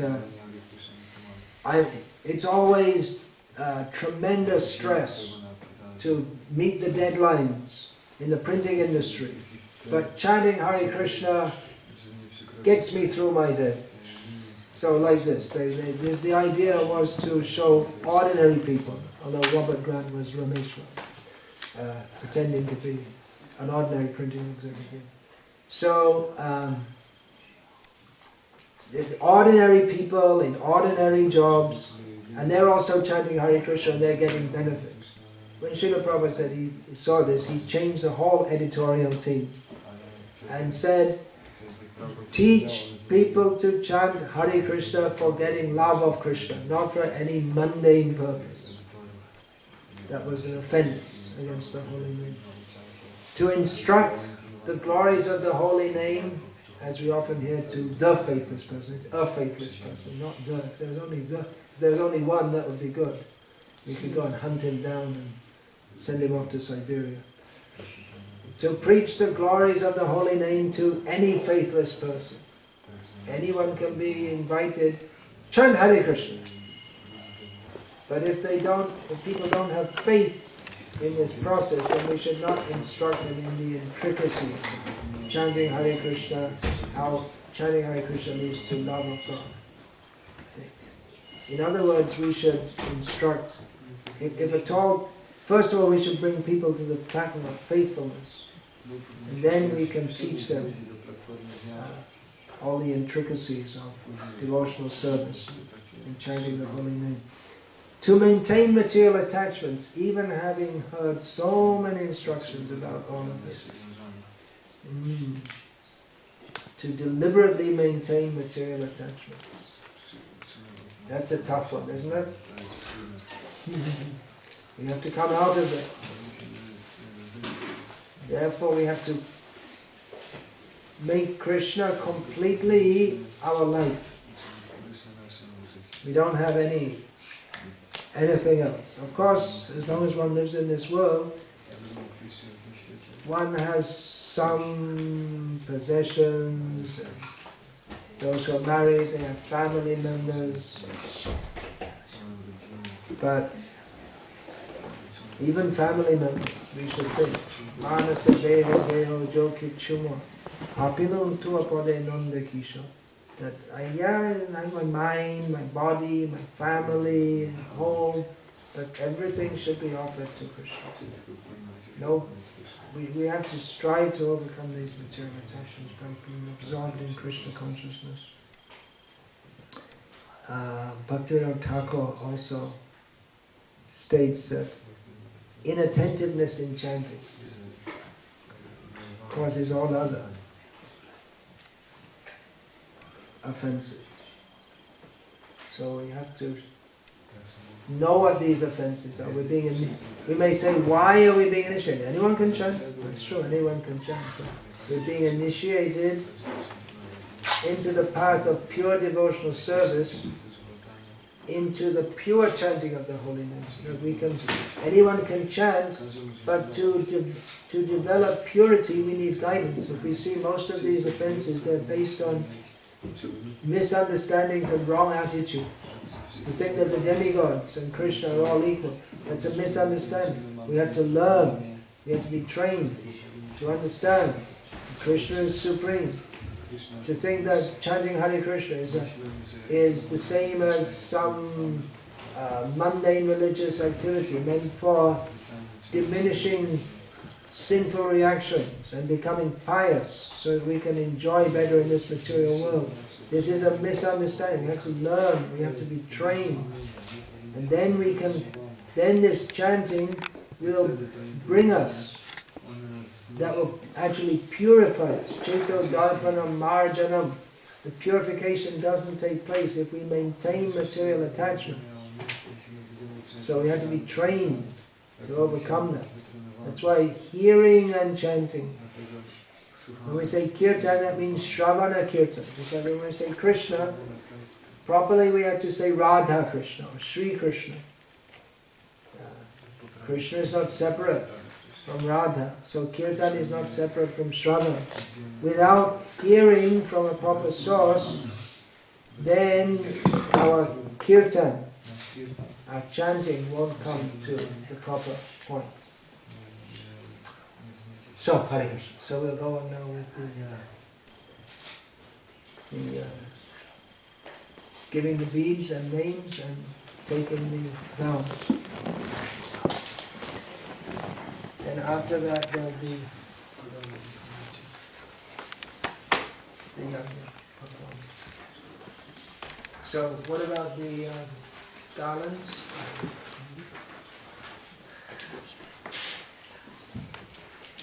So those who are to be initiated on this most auspicious day of Sri Janamastami, in this most auspicious place, the abode of Sri Sri Govindadvipa, Sri Sri Radha Govinda and their servitors. They should take all this initiation with full seriousness. It's a lifelong commitment, life after life. We do see many devotees who after initiation slip back. Please don't do that. If you're not sure, you still have a few minutes to back up.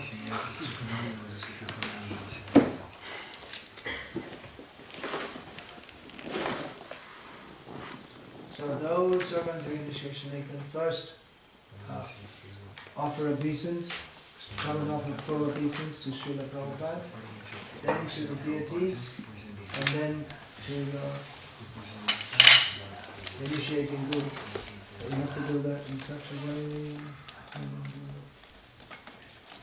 Anyway. Yeah, they can come. Okay, so please, you come first. Where are the books?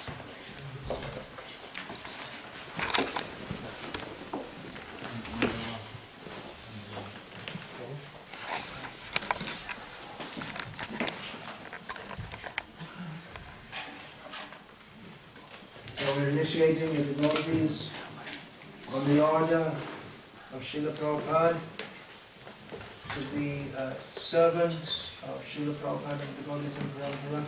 Kindly sit in such a way that you don't show your back to Krishna, one of the offenses.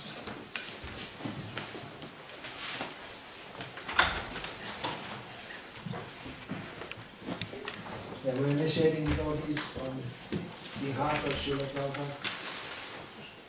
There's this Ridvik philosophy that someone gives initiation, or they don't give initiation, Srila Prabhupada does, and the priest just acts on behalf. But no guru will say, I'm doing it independently, and this says Sai Baba or someone like that. Every guru gives on behalf of his guru. The difference between the Ritvikism and Guruism, or whatever you want to call it, is that in the Ritvik Philosophers, so-called philosophers, they don't take any responsibility. Okay, here are the books and do what you like. It's up to you. Theoretically, there's no... Yeah, the person who is sent to actually give initiation, they say they're doing it on behalf of God. They don't take any responsibility to guide the person. Yeah, the garden can be over. Yeah, that's what they have to do. This is why you're showing your feet that you did.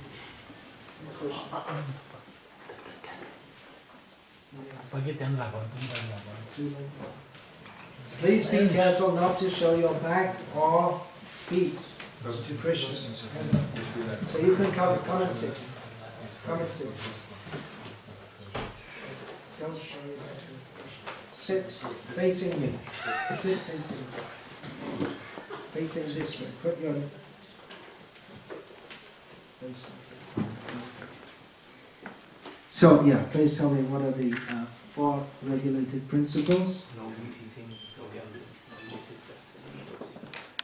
Okay. And how many rounds do you have to chant? 16 rounds. Minimum every day. Alright, so on behalf of Srila Prabhupada, the Guru Parampara, I'm giving you the name Keshava Gokulananda Das. Now you're in the shelter of Gokulananda. So, Keshava Gokulananda Das.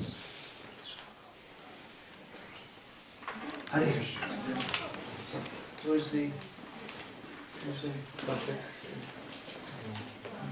translation? Come and sit like this. Sit like this.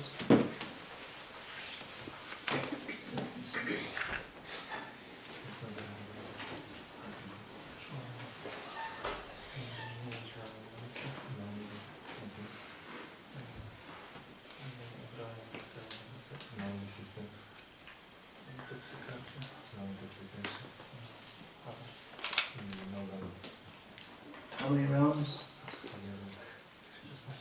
Okay, come a little closer.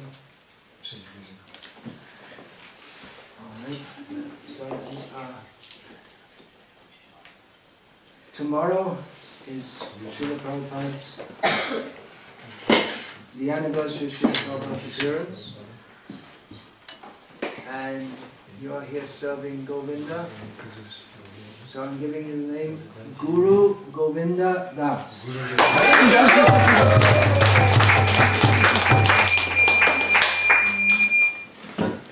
Remember your name? Keshava. Keshava Gokulananda. Hare Krishna. So, next. Don't worry, no one else knows what to do either.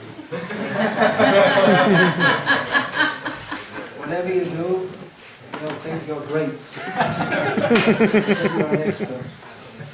I won't say anything. Unless you really don't.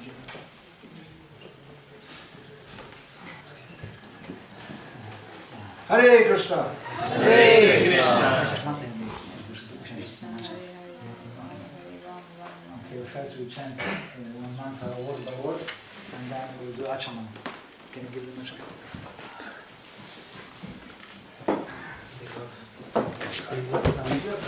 Sing a little bit. Don't press anything. Everything working. Maybe we can, because I'm filming 2 hours already enough, you know. Bigger, small.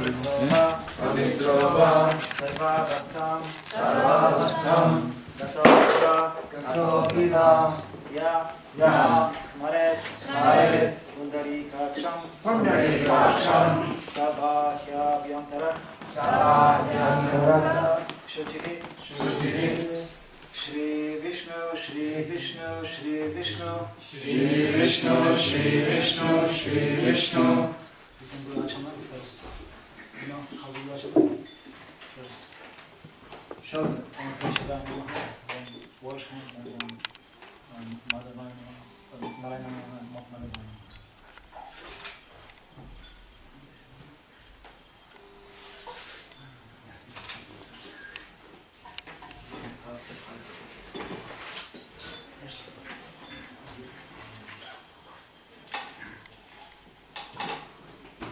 Om Tat Tat Shri Govinda Govinda Govinda Asyam Shubhatitha Akita Gotrana Krishna Dasaha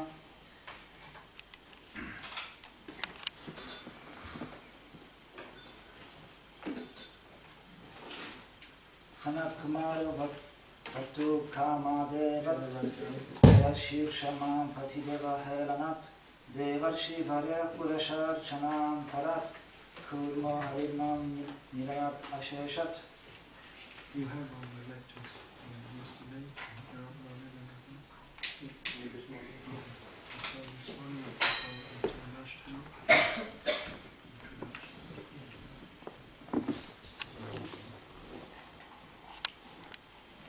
And then initiation lecture. Number 2 is initiation. Bhagavati Vishnu Shri Vihati Chanda Shri Vishnu Devata Nisthavana Vidyagraha Om Guru Gurasva Om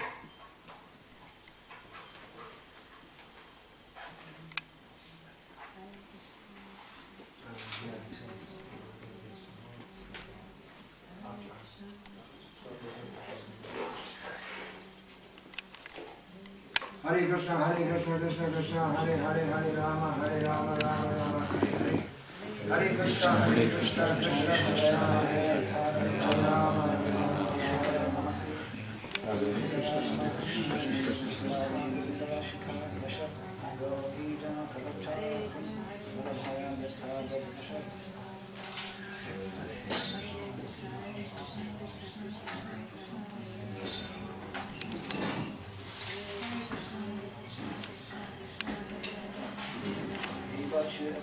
Shandaram Abhipayatya Vipayate Tasamana Dharma Yastadrik Eva Hisha Vishnutaya Vibhati Govindam Advisham Tamaham Bhajami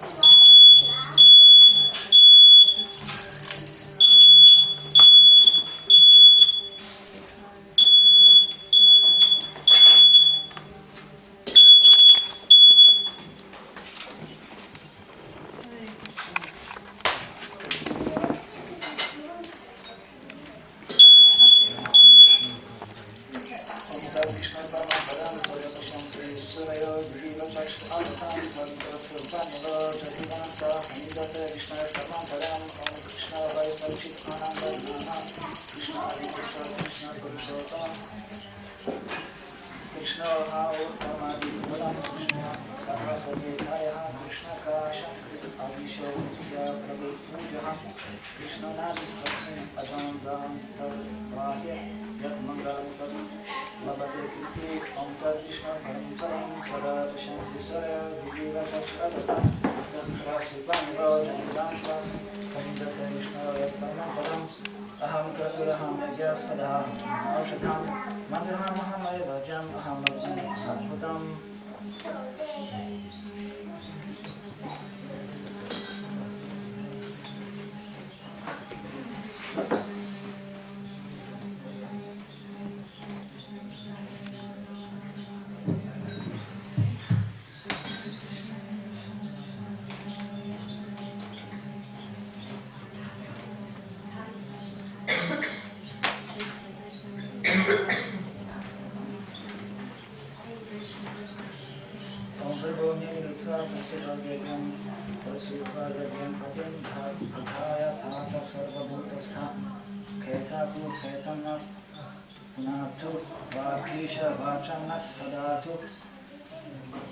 Om Bhog Svaha Yam Vishnavedam Mama Om Bhuva Svaha Idam Achyutaya Idam Mama Om Svaha Idam Narayanaya Idam Mama Om Bhuva Svaha Idam Anantaya Idam Mama. Now we say these mantras, and after every word we need to repeat, and after every swaha put the grain into the fire. But in such a way, then don't use this finger and don't touch by nails to the grain. Just crush it like this and throw into the fire.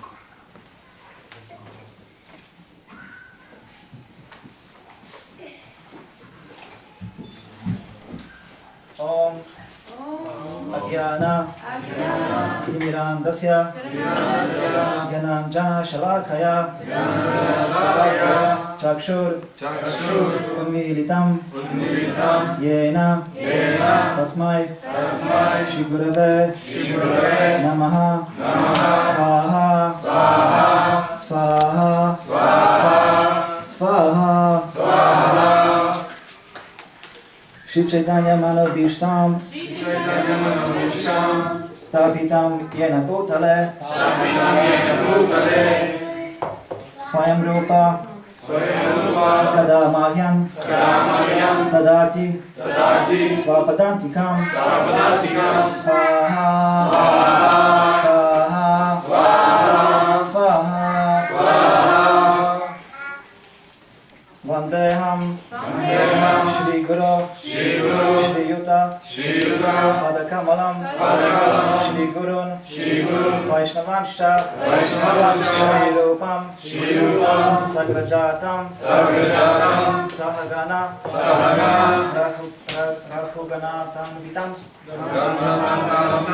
Tam Sajivam Sadvaitam Savadutam Parijana Sahitam Krishna Chaitanya Devam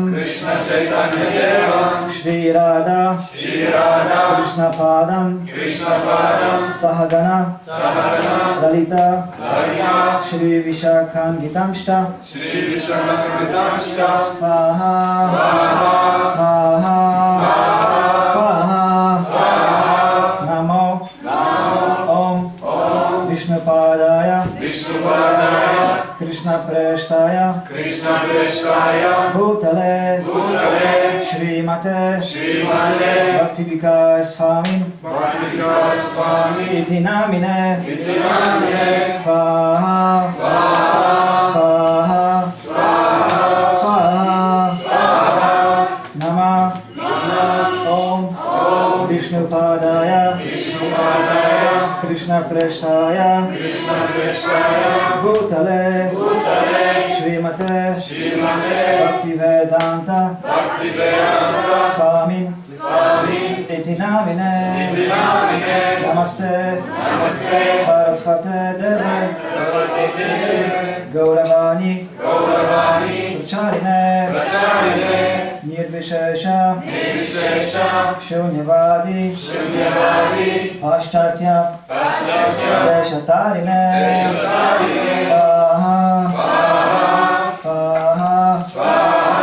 Swaha Namah Om Vishnupadaya Krishna Preshtaya Bhutale Srimate Bhakti Siddhanta Sarasvati Iti namine Shri Varshabhanevi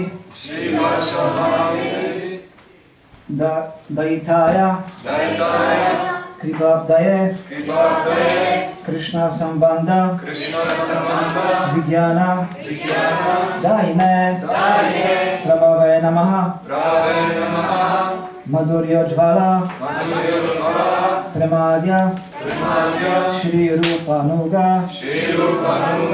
Bhaktida Shri Gaura Karuna Shakti Vigrahaya Namostute Namaste Gauravani Shri Murtaye Dinatarine Rupanuga Viruddha Pasidanta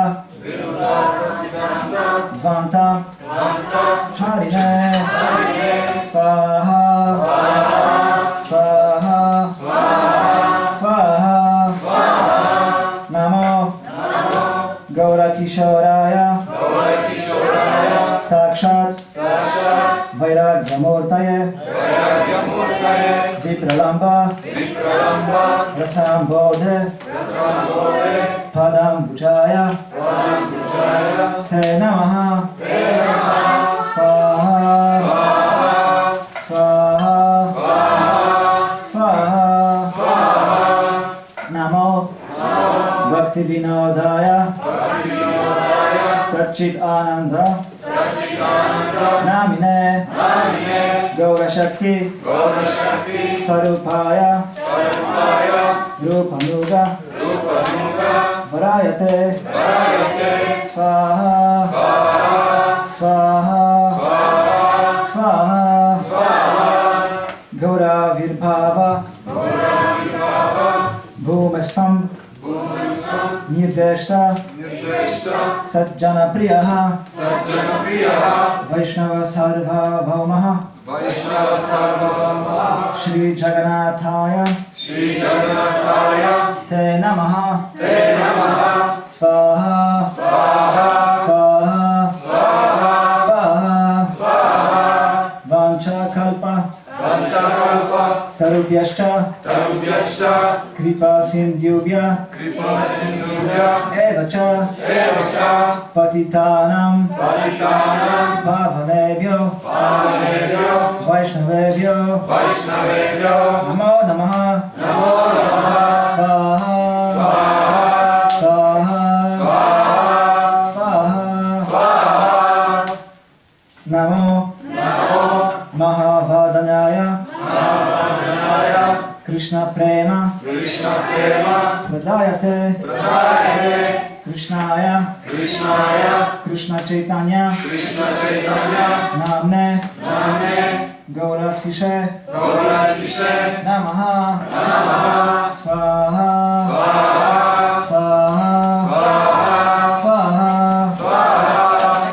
Panchatattvatmakam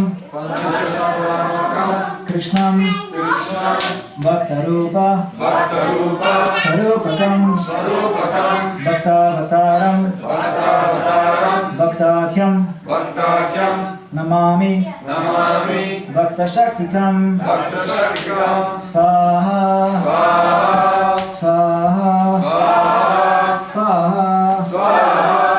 Hey Krishna Karuna Sindhu Dinabandhu Jagatpate Gopesha Gopika Kanta Radha Kanta Namostute Swaha Swaha Swaha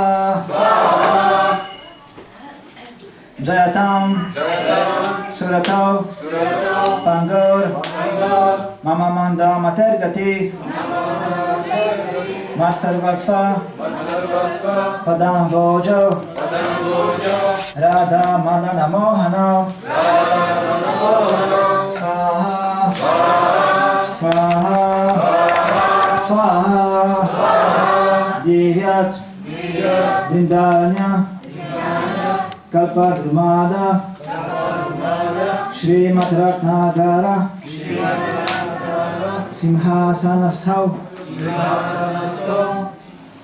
Shrimat Radha Shira Govindadvipa Krishnalibhi Sevyamanav Smarami Swaha Swaha Swaha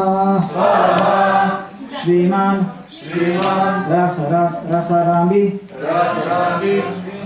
Vamshivata Tatastita Karshan Venus Faner Gopir Gopinata Shriyestunaha Swaha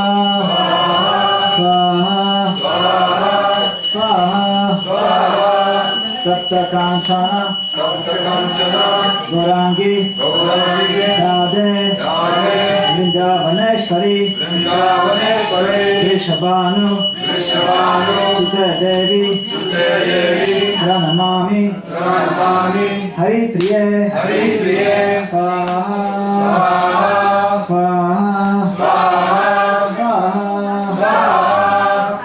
Shri Krishna Chaitanya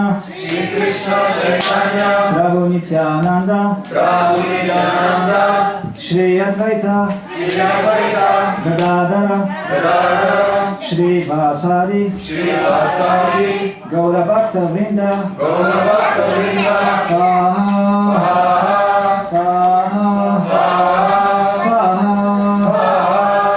Om Hare Krishna Hare Krishna Krishna Krishna Hare Hare Hare Rama Hare Rama Rama Rama Hare Hare Swaha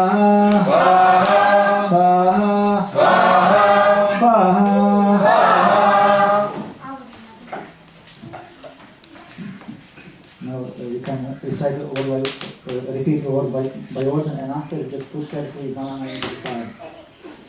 Namo Brahmanya Devaya Brahmana Hitaya Cha Jagat Vithaya Krishnaya Govindaya Namo Namaha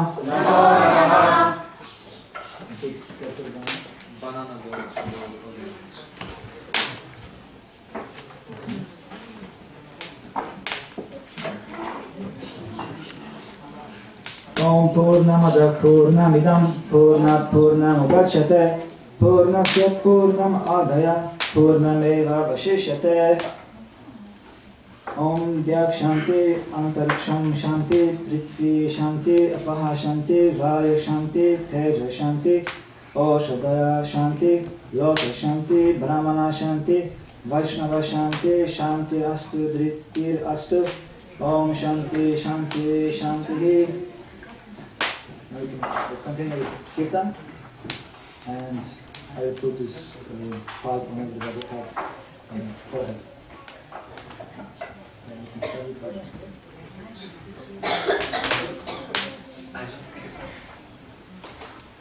it's enough. Jai Shri Krishna Chaitanya Prabhu Nityananda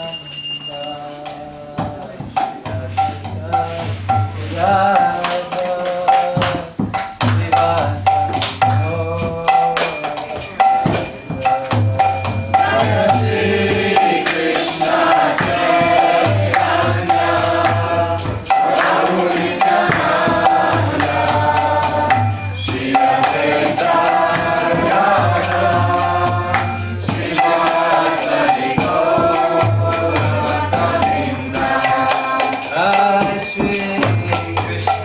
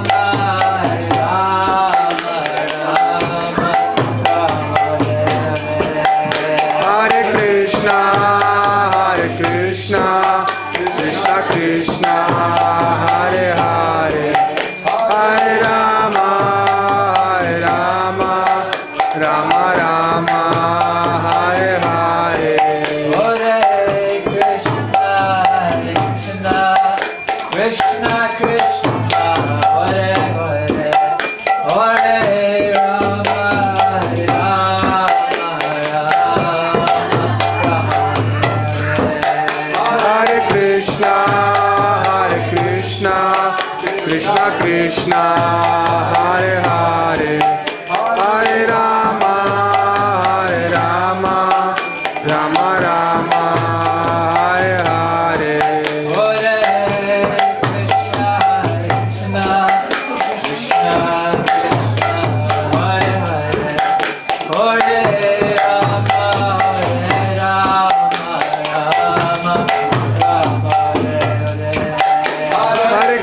Hare Krishna, Krishna Krishna, Hare Hare, Hare Rama, Rama Rama, Hare Hare. Hare Krishna, Krishna Krishna, Hare Hare, Hare Rama, Rama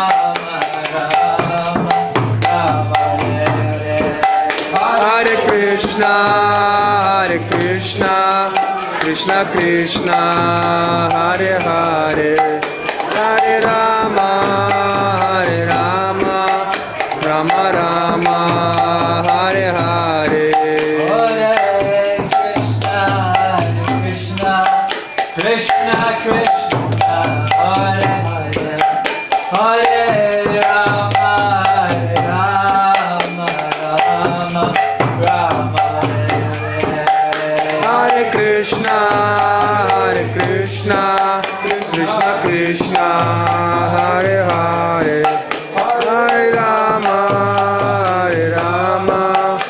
Rama Rama, Hare Hare. Hare Krishna,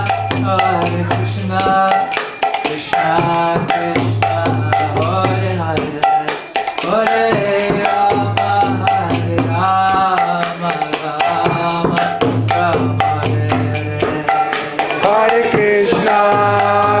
Krishna, Krishna Krishna, Hare Hare, Hare Rama, Rama Rama, Hare Hare. Hare Krishna, Krishna Krishna, Hare Hare, Hare Rama, Rama Hare. Hare Krishna,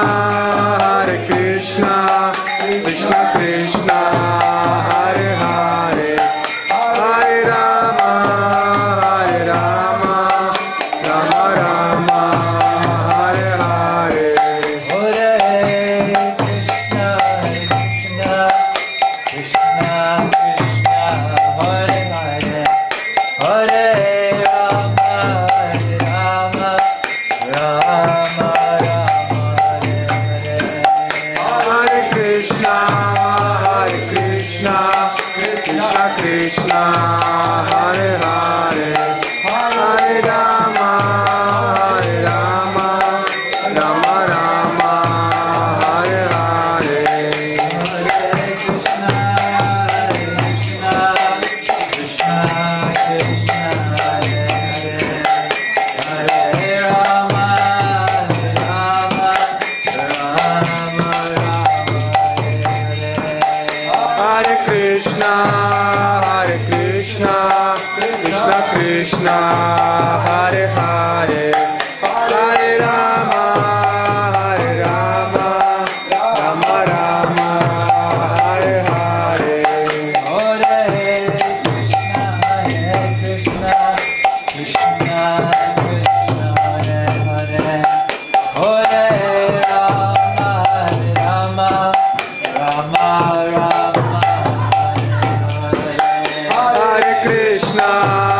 Hare Krishna, Krishna Krishna, Hare Hare, Hare Rama, Rama Rama, Hare Hare. Hare Krishna, Krishna Krishna, Hare Hare, Hare Rama,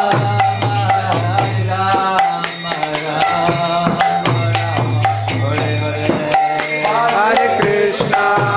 Hare Krishna, Krishna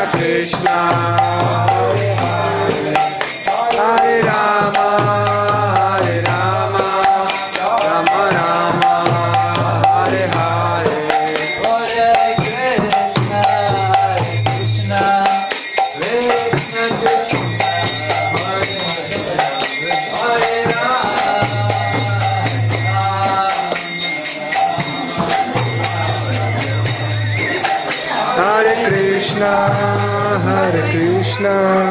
Hare, what is your name? Guru? Guru Govinda. Guru Govinda, that's. This Dakshina. Что? Mahavishnu. Dakshina? Ничего себе, а зачем? Дакшину дают, что ли? Zbieram, wiesz? А зачем? Зачем? Dla guru. А, для гуру, да? А так он тоже собирает, тот хиндус, тоже собирает дакшину, да? Тот другой хиндус тоже Tak, собирает każdy, дакшину. każdy musi dać. И потом ты там гуру должен отдать, да? Tak. Круто.